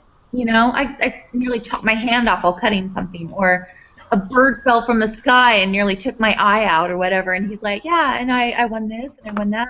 You and him together, Tony, that would be like an amazing thing. Sometimes I know this may sound like a little naive, but I think sometimes it's how you look at it, because my wife and I, we had like a little wine cabinet. It was full of like wine that like was the kind that you save, and then we were like, well, whenever something good happens, we'll drink from it. Man, we killed that shit. Because like almost every week there's something good that happened, we can look at it and say, well, there's also some bad shit that happened. Well, I think just after a few years, I got tired of looking at that. There's so much bad shit that happened. I blocked that shit out now. Nowadays it's like there'll be the littlest thing. Dude, I got a story published online. That's good news. Let's open a bottle of wine. Hey, this happened. Oh, let's open a fucking bottle of wine. So either I'm just too drunk to realize that like some really fucking heinous shit is happening, or I've blocked it out. One or the other. But I'd say I'm pretty lucky. I'm hanging out with you guys. Yeah, you got friends like us. I'd say you're pretty goddamn lucky. Yes, bad luck, guys. Sorry. I didn't even think of the luck thing in terms of like injury and stuff like that, but looking back, I've never broken any bones. I've never had stitches. I've never had any surgeries. I really have never had any like major doctor things at all. So that's all pretty lucky. You are incredibly lucky. I didn't even have to have my wisdom teeth out. They grew in and they fit because I have a big fucking mouth.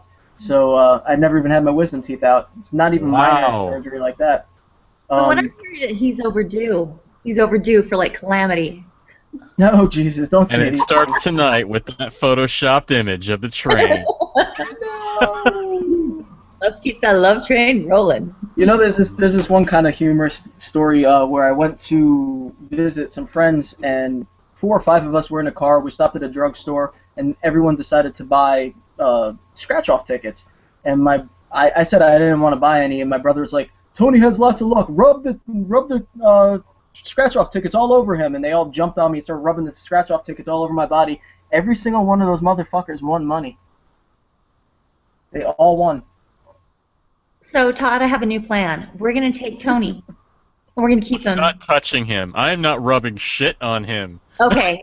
All right. If you don't want to improve your luck, I'm going to keep him in my basement.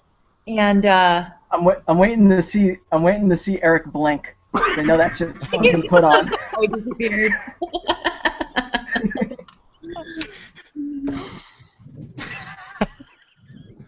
I can hold out on the blinking, but it's mostly like wanting to take another drink.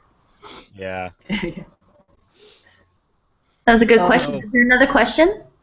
Actually, I need to interject for a moment. Mercedes, do you want to pick winners for? Yes, that would be awesome. Okay. Give me 1 second. All right, guys, we're gonna do the drawing for Mercedes Valentine's. There are how many are you giving away? I have 4. 4. Let me announce it real quick. Let me announce it real quick. So that way more people will show up. 12, 13, 14, 15, 16, 17, 18. All right, we've got 18 entries. So I'm going to go to random.org. Rock on. Thank you for doing all. Yeah, Todd, you're my hero. All right, somebody talk while I do this, because I got a math for a second. I actually wrote down all the names to the people who entered on my contest, so I'm cutting these up. I'm just gonna go old school with this. I'm cutting the names into little strips, and I'm gonna pick them out of a hat. So that's what I'm doing at the moment. Just so you guys know, I guess I'm gonna have to close the contest at this point, or my giveaway. I had 16 comments. It seemed to stall out at 16. I don't think there are actually 16 entries though, because a couple of people commented a couple times. Were there any other questions, Eryk, that were sitting around that you were waiting to get to? No, those were the questions that I had written down. So I. All right. Well, I have something to bring up if we're waiting. Cool. So it's February. It's Women in Horror Month. So they're doing a lot of different things, to kind of bring to light some of the different women that write horror. And I have a book coming out that I'm one of 5 women, and it's a novella. There were 5 different novellas all in this book. It's called Grim Mistresses. It's coming out on the 23rd from Ragnarok, and my story is called Little Dead Red, and it's probably the darkest thing I ever wrote. It is a little Lolita-ish in a way, but what I wrote about it wasn't a fanciful thing. It was very realistic. And I was thinking about Little Red Riding Hood, which is one of my favorite stories. And the idea behind this book is that we all take a grim fairy tale and rewrite it and make it more horror and put them in this collection. But Little Red Riding Hood's been done so many times, I was trying to find a unique way to do it. So when I was thinking about it, I thought, what is that story really, really about? And it's, not this little girl going traipsing through the woods. It's about a mother who inadvertently sent her little child straight into the arms of the wolf. So anyway, that's coming out on the 23rd. Really super proud of that one. I'm really excited for it. So yay! So there's my little plug for that. There's so many different cool. Right horror. So go check out some ladies' books. Very cool. Very cool. Actually, yeah, just on the back of that, I wanted to do a whole bunch of shout-outs. There's a ton of people I want to help, I want to kind of get the word out about. But since you brought up Women in Horror Month, I do want to quickly say Tiffany Villalpando, also known as Girl Terror here on Facebook, and her blog, and that's someone that I do another Google Hangout with. She recently was hired to write articles for Dread Central, which is super awesome. And it was largely based on some stuff that she wrote about Women in Horror Month. And I don't think it came out yet, but I know that she was interviewing Jessica Cameron, the director of Truth or Dare, who was on that other Google Hangout that I did. So, yeah, check out Girl Terror, Tiffany Villalpando. And all the fabulous ladies of horror. I need to Cool. announce 4 winners for Mercedes Valentines. Are you ready? We're ready. Yeah, ready. All right. Congratulations are in order to Matthew Rogers, Bella Serpico, Kathy McKenna Pestich, and Jeff Fox. I tagged you all in the comments, and I also tagged you, Mercedes, so you can find it. I also sent you an IM with their names. So Mercedes will be in touch with you guys to collect your addresses. And Yes. congratulations. Congrats. Yay. I gotta step away for a quick second, so be entertaining. We're gonna be entertaining. I think Eric's gone too. Mercedes, it's you and me. All We have right. to be entertaining. I have a good way to be entertaining. Okay. Talk about them now that they're gone. Oh, Eric's back. Oh, When well, people tell good. me to be entertaining, I go straight to jazz hands. That's like me. Well- Me entertaining. Sorry, I had to make water. Oh no. So I have a question here, and then I have the giveaway. So I'm gonna do those really quick. Paula Limbaugh asked if any of my students have read my work, and the quick answer is yes. I definitely know that there have been a few students over the years who looked me up and bought books, the e-books and whatnot. And generally speaking, they say they like it, but I've never actually gotten into long discussions with any of my students about the work. Usually it's just like, oh, I bought your... It's usually after they're my student as well, so it's not necessarily like while they're in my class. It'll be like sometime after that I'll get an email from them like, oh, I bought your book, it's really good, or I hated it and I want to kill you now, or things like that. But that's the best answer I could give for that. So, giveaway time. I got all the little names in my hat here, and I'm just going to mix them up, and I'm going to choose one. And we'll see who the winner is. Again, I'm giving away a mystery subscription box. It's a horror subscription box for Horror Dervs, a brand new service that should be opening for subscriptions in the next couple of days. And also look out on my YouTube channel, because I will be doing an unboxing of their inaugural box in the next coming 2 or 3 days. Okay, so, aha! I know this guy. Tom Landreth is the winner of the Horror Dervs mystery subscription box. I don't think you guys can really see that. Yeah! There it is. Tom Landreth. Congrats, brother. I will be in touch and get all of your relevant information. You may or may not want to purchase a P.O. box, because if you give me your real address, I'll be there soon. If he shows up at your door, folks, just send me a message. I'll give you his address, and then you can pester the shit out of him about trains. And I also have his phone number. Take some lamb's blood and smear it across your door. It will keep the angel of Tony out. Oh. Why are you giving away all my secrets? No. It's going to make it so much harder. And thus, the legend of Rapino Passover was born. We celebrate it every year. Yeah. I know growing up we celebrated Rapino Passover when the old man Rapino would pass by. Oh, Lord, help us I all. still celebrate it every day. Every Alright. day. Not fair. I am going to post now about my giveaway to refresh everyone's memories. I'm giving away Kindle editions of Ugly Little Things Volume 1. It contains the first 4 stories in my Ugly Little Things series, plus a special introduction by the Love Train himself, Anthony J. Rapino, and a Hashtag choo-choo! Choo-choo, motherfucker. and I'm sneak signing peek off. I'm at, signing off every time like that now. it's also got a sneak peek at the third and final monochrome novel, Non-Entity. So I'm going to make a post right now on the event page. Just leave a comment, and in about 15 or 20 minutes I'll pick some winners. So What? Are we going to be talking for that long? I'm getting out of here at 10 precisely. I'm leaving at 10 o'clock. I will stick around to pick winners, since everyone else is going to abandon me. Not everybody, Todd. I'm gonna hang out with you to the bitter end. See, I know who my real friend is. That's all right, brother. That's right. Keep me company while I Photoshop the hell out of Tony's face. I'm trying to get me a little bit of Kiesling.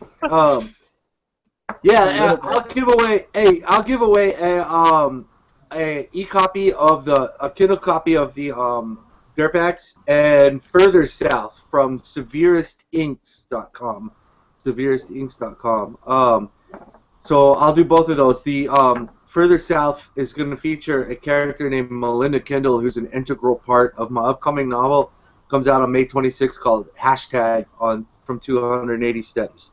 So this is like an intro to it. I don't know how to do it, Todd, so if you could kind of help me know how I'm supposed to give this away. But what do? Just post it on the Facebook page and say comment here, or what? Yeah, that's what I've been doing. And then just all the people who comment, then just go down the list and go to random.org and do 1 through however many. That's a lot of steps. Really? Make them show you. Yes, Make sir. them post a picture, and then pick the picture you like the best. There you go. There you go. There we go. Simplified it. What was that? I said make their entry be that they post like a picture for you, and then you choose the one you like the best, and that's the winner. Okay. That would we do all the work. Woo! If they know anything about Eryk, these are going to be some dirty pictures. Oh, God. What have you unleashed upon this earth? We're going to have to beg people to get... It'll only hurt for a minute. It'll only hurt for a minute, ladies and gentlemen. Yeah. It'll...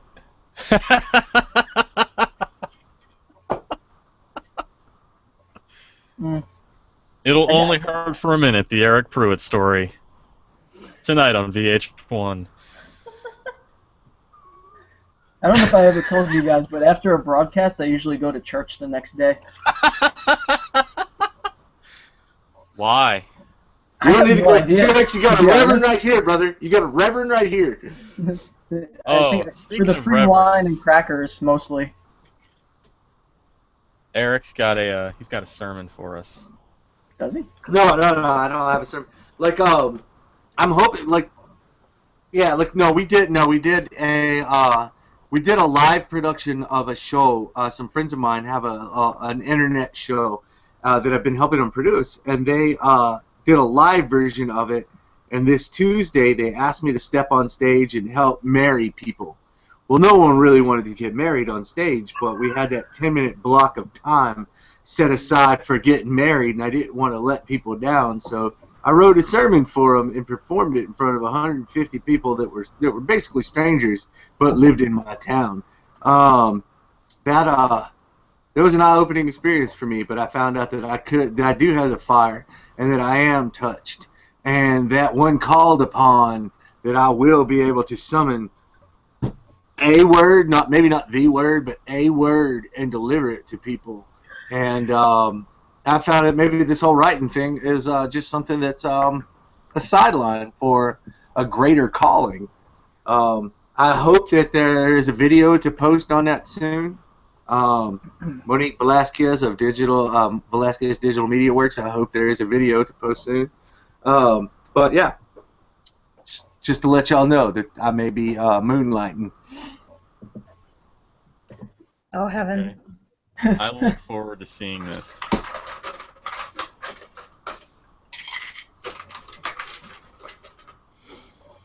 Hi, guys. Hi. How are you? Howdy. Howdy. All right, so unfortunately, as I mentioned to Todd earlier, I am only going to be able to stay for the designated 2 hours, which means I'm down to my last 9 minutes. Loser. I'm pretty good news, though. But you guys may or may not have noticed that I was drinking only coffee and water tonight. That is mainly because I need to be lucid for my students in the morning. No, because you don't.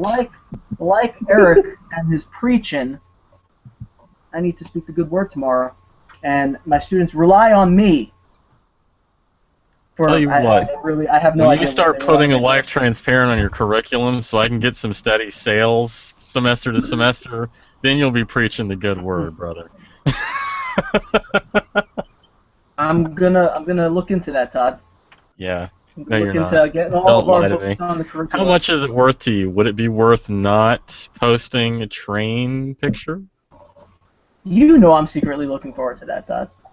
I know. No, I it's know. great. I love when you guys do that stuff.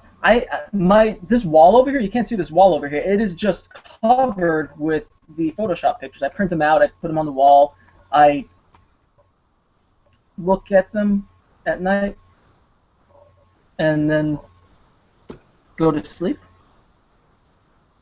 By the way, right now the winner of my contest is a picture of Sylvester Stallone from Rambo 3. So, bitches, come on, dude, come on. Yeah, I'm looking here, and Although well, he's shit, I can't even looking get it to pretty- load now. He's looking pretty Rapino, though. I've got to say, he's looking pretty Rapino. Come on, Facebook. Facebook, don't fail me now. Come on, Zuckerberg. Where are these pictures being posted anyway? I'm trying to get the damn event page to load up, and And then there's a picture from Bob Walters of Abraham Lincoln saying, "Anything's a dildo if you're brave enough." Oh. Oh. oh, Valentine's Day. puts a whole new spin on the Emancipation Proclamation. And Forrest Gore.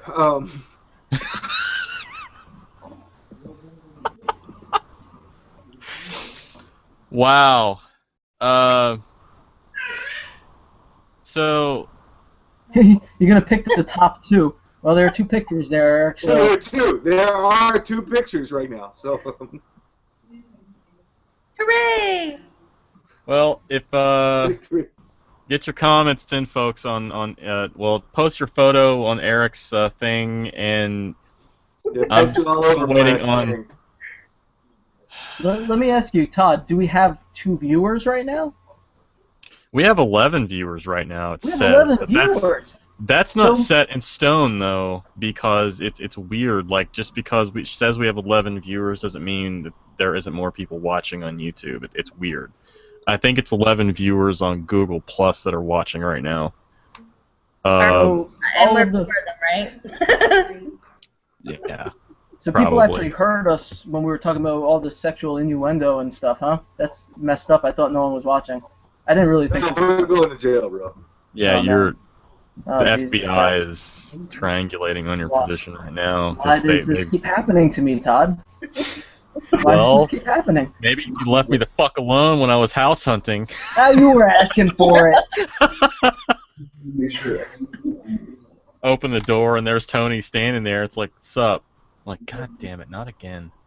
With the jazz hands. You walk in, I'm just like,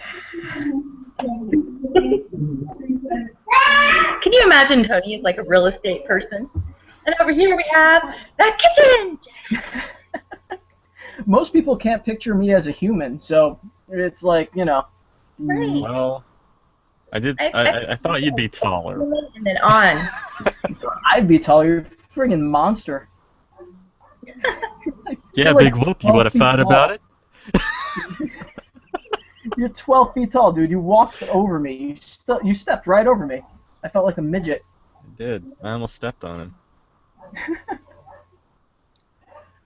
Well.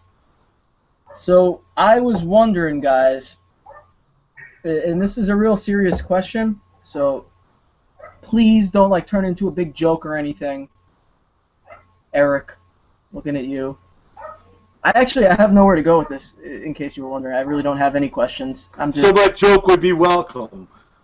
It would incredibly please. So you're begging for our help. Begging.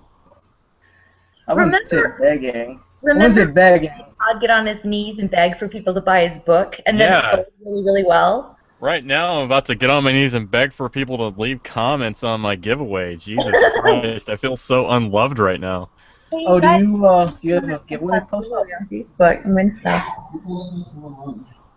Oh, hey, I have to hop off because my writers group would like to leave comments for you, but they can't because they can't go online while I'm talking to you guys today. So, Wow. I'm like, why didn't you leave comments? And they're like, you told us not to go online. I'm like, oh yeah. So for 2 hours they've been here just waiting for this to end. Oh, come on. They've enjoyed it. It's been good for them, too. I think they're crying. I think I'm going to pay dearly today. When you talk about this later on, and you're reminiscing about the conference that you went to that time, this will be the best part of the conference. Yeah. Yeah. This is why you paid your conference fee or whatever, and you drove however many hours. You did it so you could get into a hotel with really bad internet and hang out with 3 goofballs for 2 hours. No, so I could watch a Babadook. That too. That too. I mean, yeah, okay, all right. Yeah. No, this has been awesome. We're in a little like condo-y thing, an Airbnb, and we've been hanging out, and we pretty much left to go to IKEA today, and that was it. The last 2 days because we didn't get here till like 3:30 or so that first day in the morning. Did you get the have lunch there? Did you have the meatballs? At IKEA? Yeah. Yes. Delicious. I did. It was amazing. IKEA was good to me. So yeah. Did you just say you ate meatballs at IKEA? What? Did you guys just say you ate meatballs at IKEA? Yeah. Yeah, they have like Swedish meatballs. Is that a joke?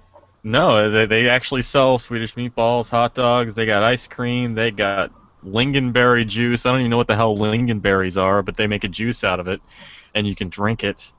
You don't want to know what they are. Enough. They're like pomegranate. So I love you guys dearly. I'm gonna hop off. Okay. They're just looking at me very sadly. Well, Oh, thank you for spending your evening with us. I hope. To come Mercedes. Better to do, but you guys are my tribe. Damn You're right. my awkward tribe. Love you, Mercedes. Thanks for letting me in. It's good to see you guys, and happy Valentine's Day tomorrow. Yes, happy Valentine's Day, and enjoy the rest of your conference. It was good to see you, Mercedes. Good luck tomorrow on the panel. Yes. Thank you.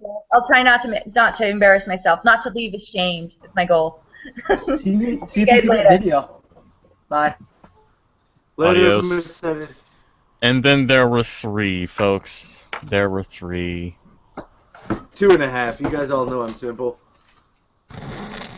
Well, it's soon to be just 2 because Tony's going to drop off here. Yeah, it's 10 o'clock. I promised myself that I was going to try to get a little... You gotta wash your vagina. Yes, sir, I know. It's part of my routine, man. I mean... Keep it clean. Keep it clean. It's soaking in the bathtub right now, so... Oh, God. Oh, God. Really? Is this what it's come down to? Well, Really? This entire broadcast has just been left, so laden we're with gonna go disgusting... We've only... If you go back and watch this, which I suggest you totally should not do, but if you go back and watch this, it is just...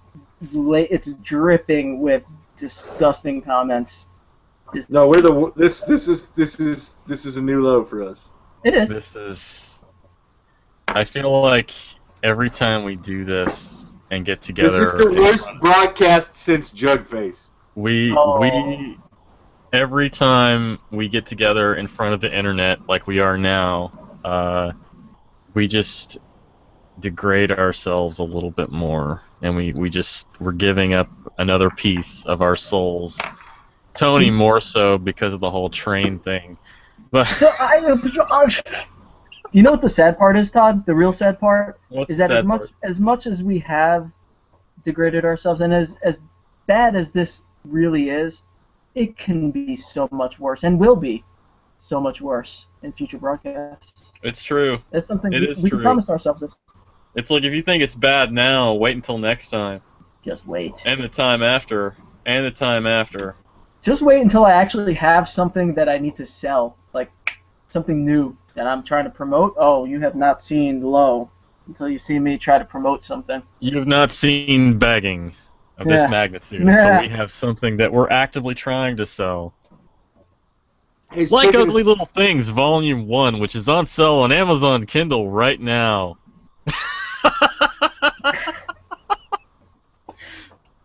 Oh, Lord. Here we go. And we gotta give some shit away, right, Todd? Yeah, we do. Alright, guys, I'm giving you all 5 more minutes to leave a comment on either Eryk's post or my post. So, get on that. I was going to jokingly post a picture on Eryk's thing, but I didn't want to get banned from Facebook again, so I decided to let it go. Banned from Facebook again, huh? Again. Fucking Zuckerberg. I mean, I know that somewhere inside of all of us we have that picture on the, in our computers, on our computer files that we don't want to share with anybody else. I'm imploring you right now, share that with us. Let us see that one picture. You've been like, you know what, if I put this on my Facebook feed, I'll get a whole lot of likes, but I'd get a whole lot more dislikes if that was available. But you don't. You keep it. You're like, your wife or somebody stops you and says, don't post that. Don't post that. What I'm asking you now is post that. What I'm looking at you and say, fuck your wife, fuck your husband, post that picture, okay, on my comment page. If the picture's good enough, you win a free 99-cent Kindle copy of a book of mine. So, prostitute your dignity, post that thing. 99-cent Kindle copy. Oh, that's another quote. That's another quote. Prostitute your dignity. Post that thing. Post that thing.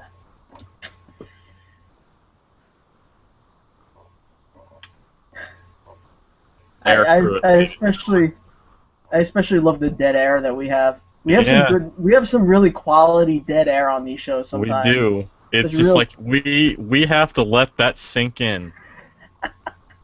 Just let that sink in to the mire that is your mind. Just let it sink. Just let it sink.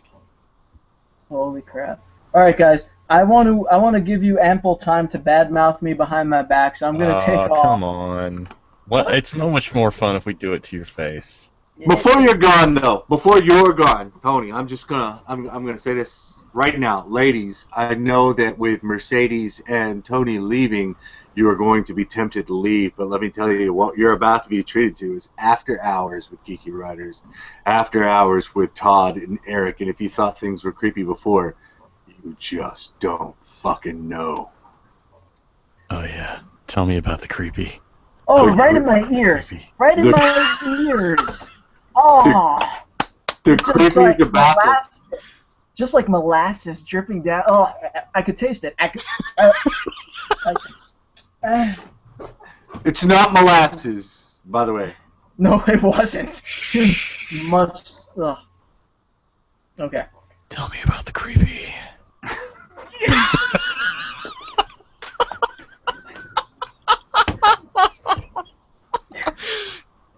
I actually flicked those things. I flicked them right out of my ears. Are you guys really staying on like many more hours? I'll probably stick around for at least another 20 minutes or so. Oh, now I feel friggin'... Why don't you stick around with us, dude? 20 minutes isn't going to kill you. Now I feel like I'm going to miss out on a whole lot of fun. Yeah, you're probably going to miss out. You're going to miss out on a lot of things. And Eryk leaves. I think Eryk's getting costume change. He's getting ready for the other... Oh, it's the costume change? Yeah, late night edition. He's getting the assless chaps out. Assless chaps. Tell me more about the assless chaps. No.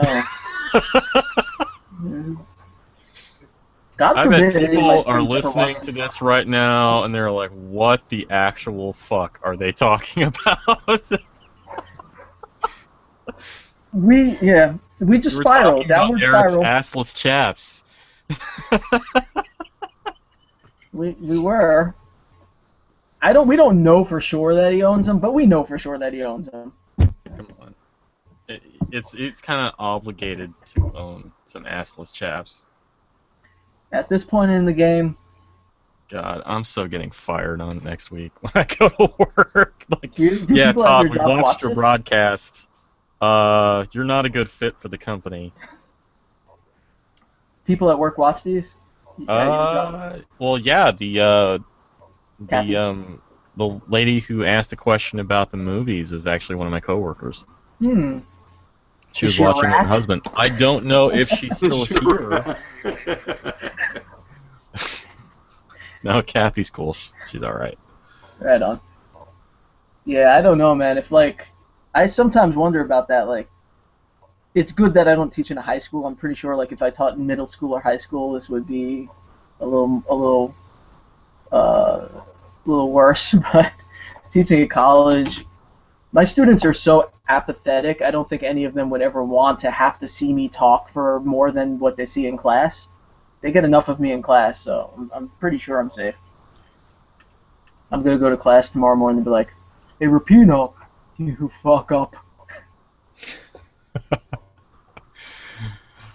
Oh man. Okay, Eric, are you ready to pick winners? Yeah, if you go first so you can show me how it's done, then I will go second. Dude, well, there's no real way to do it. You just randomly pick a winner or two. How many Okay, entries? all right, so I can go first. Okay. Yeah, all go right. first, dude. All right, hey, I'm gonna give you just one last second to throw in your picture comment. I'm only saying that because I'm trying to buy time. But Keep in mind, there's about a 30-second delay between when we say it and when they actually see it. So it's gonna give them like a minute or two. Really? Yeah, it's not an instant stream. Okay. Interesting. Yeah, so we can do things now and talk about it on Facebook, and people will be like, "What are they talking about?" And then 30 seconds later, "Oh, I get it." Huh? Yeah. Oh man. How many entries do you guys have? I have. Well, are we counting the likes or the comments? I don't know. How many do I have? I think I liked your things though. So. If I can find it. Jeff Fox posted a cartoon that comments on the dead air prospect, and it's death in a recording studio. Get it? Dead air. Pretty good. I of course always just think of the Grateful Dead on the radio, dead air. And crap, we had a question and we completely missed it. Hit it! What's the question? Kayla Schneider asked, "What made you guys start writing?" Boom. What made us start? Let me interject really quick. While we're answering this question, this is your last opportunity to get your comments in to be entered for drawings for mine and Eric's giveaways. All right, Tony, go. I started writing. You know what? I like to create stuff. It doesn't really matter necessarily. It kind of matters what form it's in, but I love to. I used to love to draw and paint. And obviously now I'm doing a lot of sculpting and the writing and played guitar. I just love the creative arts. And I basically dabbled in all of them and over time kind of just picked out the ones that I enjoy the most and that I'm best at. And writing happens to be one of them. I love to create. So I don't know that there was any like impetus that just one thing that kind of like it's because of this that I'm a writer sort of answer, but that I was, it's part of who I am. I always kind of wrote on and off even before I knew I was going to be a writer. And just the fact that I would go back to it over and over again, I guess was a signal that I would eventually stick with it. So, yeah, there's no like one real big moment. Well, I don't know. I guess the moment I decided I was going to be a writer was when I took a creative writing class my 4th year in college, and you know, it was nothing more than I took the class, really enjoyed it, and said, you know, I think I could do this, and so I kept doing it. Yeah. Thank you, Tony. Ugh. Eryk? I mean, I've always written. I'm looking right over here in the corner of my room. I have a red-framed photograph, a red-framed story that I wrote when I was 4 years old. I think I talked about it before on another one of these, but yeah, when I was 4 years old, I wrote a story. My mother sent it to me a couple of years ago. I framed it. It's put on my wall. I've always written stories. I've just never known where to put them. I noticed that there is a correlation with the amount of anger I used to have in my body before I was actually able to produce things. Like, you know, when I was able to put out FOODIE as a film, and then I just raided my file cabinet for all these old stories that I used to just write all the time, stick in the file cabinet, and I've noticed that the ratio of, like, angry moments have gone down. So I've always written. I've only recently been able to find an audience for them, and I've realized that, you know, if you just want to be happy, find your fucking audience, man. Find your fucking audience, and give them shit.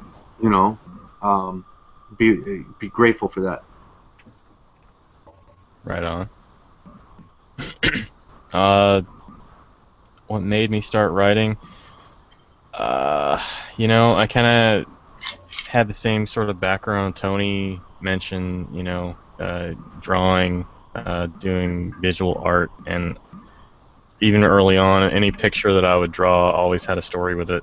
And I think everybody in my life knew I was a writer before I did. And I really didn't start taking it seriously until high school, because I found that I was better at expressing myself that way than in a visual medium.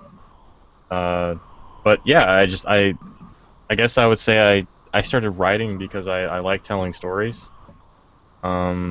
I like the creative aspect of it, the creating something from, you know, the ether out of the air, you know, giving it life, bringing characters to life, and putting them in a situation and then seeing how they get out of it. It's much like having an ant farm and then taking a magnifying glass and setting those ants on fire. Fucking A. Fucking A. Yeah, it's something I've always felt compelled to do. It's weird, like it's just in my blood. I've always done it, even without even thinking about it. I think that, yeah, for people like us, I think that if we're not creating, that goes back to that answer that you all gave during the Christmas special, if you weren't writing kind of thing. I don't think I really thought about it in the same way you guys thought about it when you answered it last time, but kind of looping back to it now, I could see, you know, if instead of just thinking if I wasn't writing, if you change that and say if I was not allowed to create anything, yeah, you know, I don't know if I'd be able to live.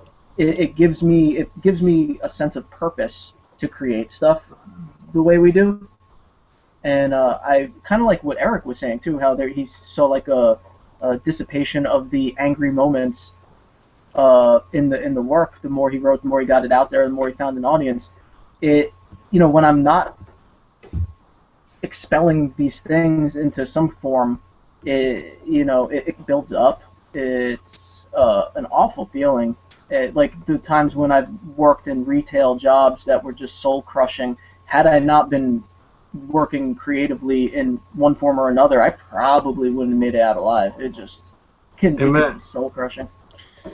Amen. I hear you there. Yeah. No, I mean, it's the same thing. It's like you're always working on something. You always want to do something better, and it's like I mean, there used to be a time where, you know, I was working some bullshit fucking job, and I'm sitting outside the back of the steps looking up at the water tower saying, you know, that's the tallest building I've ever seen. You know, that's the best shit's ever going to get for me, is looking at this big-ass building. It's a fucking water tower, you know, in my bullshit town. And then being able to express that, you know, it's something constructively, you know, has been something that's it's very valuable. It's very valuable to me. I've loved being able to do it. I've always had those feelings inside of me, but now being able to put them down on a piece of paper and have people be interested in them. I'm the luckiest bastard in the world. You know, Friday the 13th, fuck that, dude. I'm the luckiest bastard in the world. People want to watch me get angry on a piece of paper. I like that. I dig that. Yeah, like to your point, you know, Tony. You saying that just made me think about how anytime I've been at my unhappiest, it's when I wasn't actively working on something or, you know, creating something. Right. And it's almost like a form of creative constipation, for, you know, lack of a better way of putting it. I realize that's kind of crude, but yeah, it's Not to interrupt you or anything, but that's why I very, very honestly and truthfully love Life Transparent and the whole Monochrome series, is because when I read that, I was like, holy shit, yeah, this is it. This is exactly it right here, like what we're talking about. And you know, you tapped into something there that I had already felt, and I was like, yeah, man. I mean, yeah, there it is. right here, folks. This book right here. Anyway, yes, if you want to know what we're talking about, read those books. I mean, but you know, you know, not to beat my own drum, because you brought it up, but you know, I wrote a Life Transparent because I was in a shitty situation. I was in that shitty fucking job. I was right there with you, Eryk, sitting on the back steps, looking up, like, well, this is the best it's gonna be. This is gonna be the rest of my fucking life. And I'm stuck here, so I started thinking about, well, what's my life going to look like 20 years from now if nothing has changed? If I'm older, I'm heavier, and I'm still working in this fucking copy room in a goddamn yuppie law firm.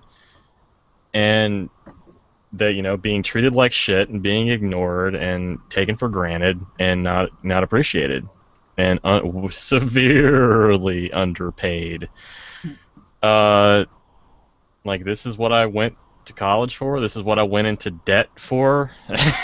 And that's what it came from. I mean, it was writing the story began as catharsis, but it also turned into something else, and it became more of like I wrote it for me. It was a personal statement. It was, you know, I'm writing this to get out of the funk that I'm in. And it was the first time I really recognized that I needed to do this to almost to prove to myself I could, and that I was, you know, gonna do it. Yeah, but it's weird that people connect with it like that, and, you know, like Eryk said, finding that fucking audience. I don't know where I'm going with this, but no, I mean, I hear you loud and clear. I mean, I'm just saying that this, I've had, you know, same as you, I've had those frustrations that store them up, and then there's some way that you can communicate those in, you know, through plot and tone and all those things that you learn in fucking English class. You know, that's great. Put them down in something that, you know, hopefully people will click on and buy on Amazon. It's fucking great. It's great. I'd love to do that for a living. I hope I don't run out of fucking angry. You know, I try. You know, I hope I never run out of it. Yeah. The anger is definitely one of the better parts of it, I think. You know, I don't know about you guys, but I feel like I do some of my best writing when I'm pissed off. That's when it's sharpest. I have long said the #1 inspiration in the world, the #1 is hate. You know, just tap into that shit. You hate something, you're mad at it. Guess what? You're gonna write about it. You know, but hate is the #1 inspiration of all time. Yeah, I'll agree with that. Yeah. We can talk about love, but, you know, love stories, you know, Valentine's, I'm saying it right here. Love stories, they fucking suck, dude. Love stories are lame. They, you know, guy wants a girl, he either gets her or doesn't get her. But it's like, what are the steps that he will take to get her? You know, will he chop off Gwyneth's head? You know, will he put it in a box? You know, like, what are the things that you got to do to get the love? or not get the love, or how perverted is your love, which is you know, again, you know, espouse it, but like Lolita's, it's a great story, but just because you know, you really bend that shit, that love. So like the flip side of that is the hate. Hate will make a story go. It's the gasoline that you put on the coals. Yeah, most of my major works, I think, started with some kind of hate. That's usually what gets me worked up, like you said. That's where it definitely starts. It's what satire is. Satire is like you really think something sucks, and you want to communicate how bad it sucks through humor. You know, most of Twitter, you know, the lamest Twitter posts are people that are like really, really bent over something, but they just can't. You know, they communicate it from the point of view of somebody that's bent. You know, but if you communicated it from the point of view of somebody that's like, ha, you hate this, but I'm gonna, you know, like, that's funny. You know, that's good. That's called satire. All right, guys. I am actually going to go now. I got to Come on. prepare some classes. Get out of here. We're going to give some shit away for free. Yeah. Yeah, you guys are doing the giveaways now, right? Yeah, we're going to do the giveaways now. I'm picking my winners now. All right. Very cool. Guys, it's been an honor and a privilege. Yes, likewise, my friend. You can expect that Photoshop this weekend. Yeah, we told a lot of people you were getting naked in order to catch some viewers. So, a couple seconds. All right, my brother. Hopefully we'll get another one of these going pretty soon, and I will talk to you both later on. All right, easy. Have a good Bye, class everybody tomorrow. who's watching. All right, Bye, thanks. Jerry. Later. Adios. All right, Eryk. I'm going to pick 3 winners. So I'm writing the names down now. I got 2. I'm going off my comments. I'm going to give them 1 minute for the last. Although I already know who's won, so so it doesn't matter anyway. So Okay.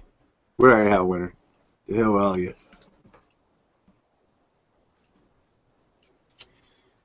And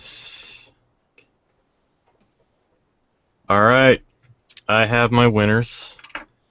Hopefully you guys are still listening, but I will. I'll send you all messages to get your email addresses. Congratulations to Robert Walters, Sean Tracy, and Kayla Schneider. You have all won Kindle copies of my horror collection, Ugly Little Things, Volume 1. Again, I will IM you and get your email addresses so I can send you the Kindle file. So, congratulations, Eryk. Damn. Good job, Bob. Hey, I was going to just say that Bob Walters is probably the winner here because that dildo statement, let's go ahead and repeat that for everybody who was listening earlier.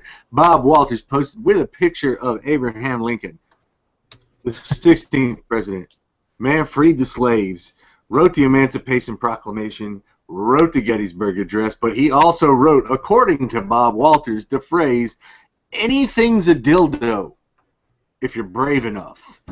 Anything you can imagine is a dildo if you're brave enough. Now think about it. Right.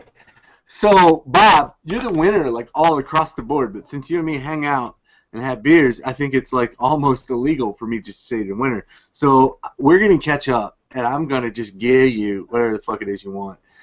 Well, the man that wrote anything's a dildo if you're brave enough, I won't give you anything you want, but like you win. So the 2 winners, the 2 like legal winners, are going to be the ones that played right. Phoebes Petenstein, Phoebes, if you would please send me your information, and also Sean Tracy, because that's a mighty tight picture of Rambo, and Rambo 3, by the way, that you threw up there. So Sean Tracy and Phoebes Petenstein, please holler over. But Bob, No prob, Bob.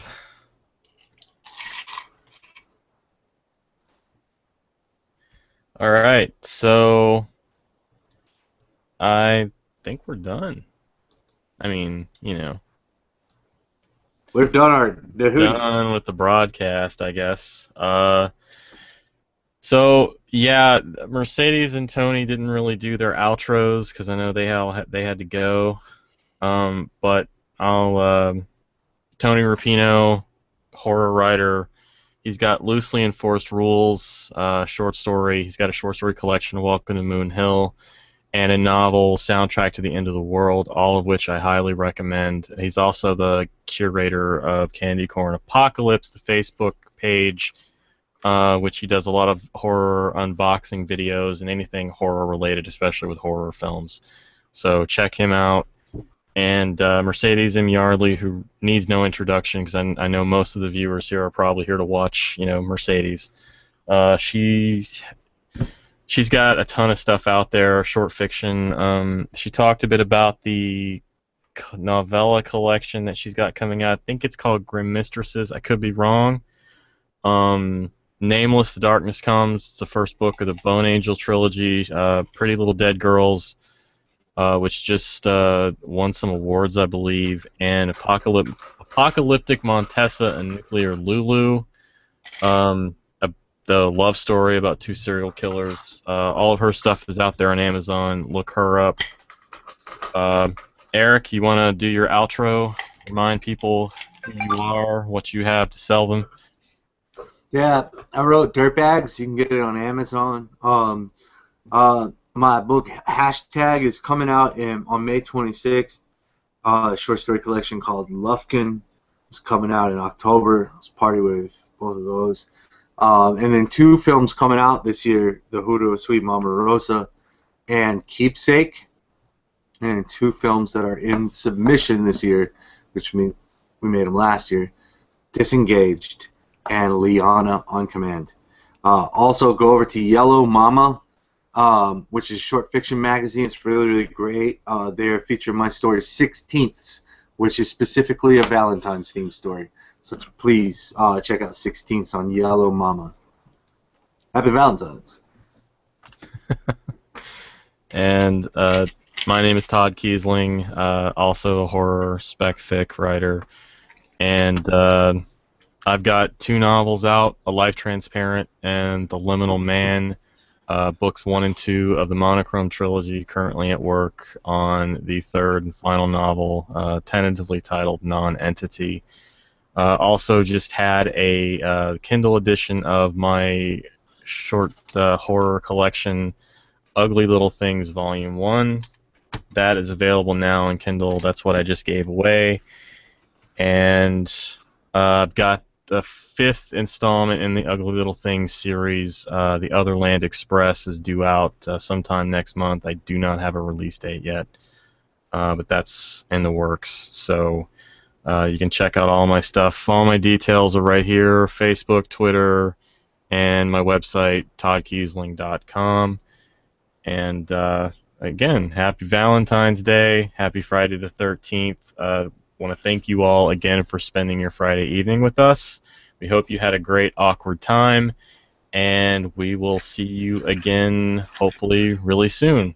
So that's all, folks. Have a good night. Bonjour.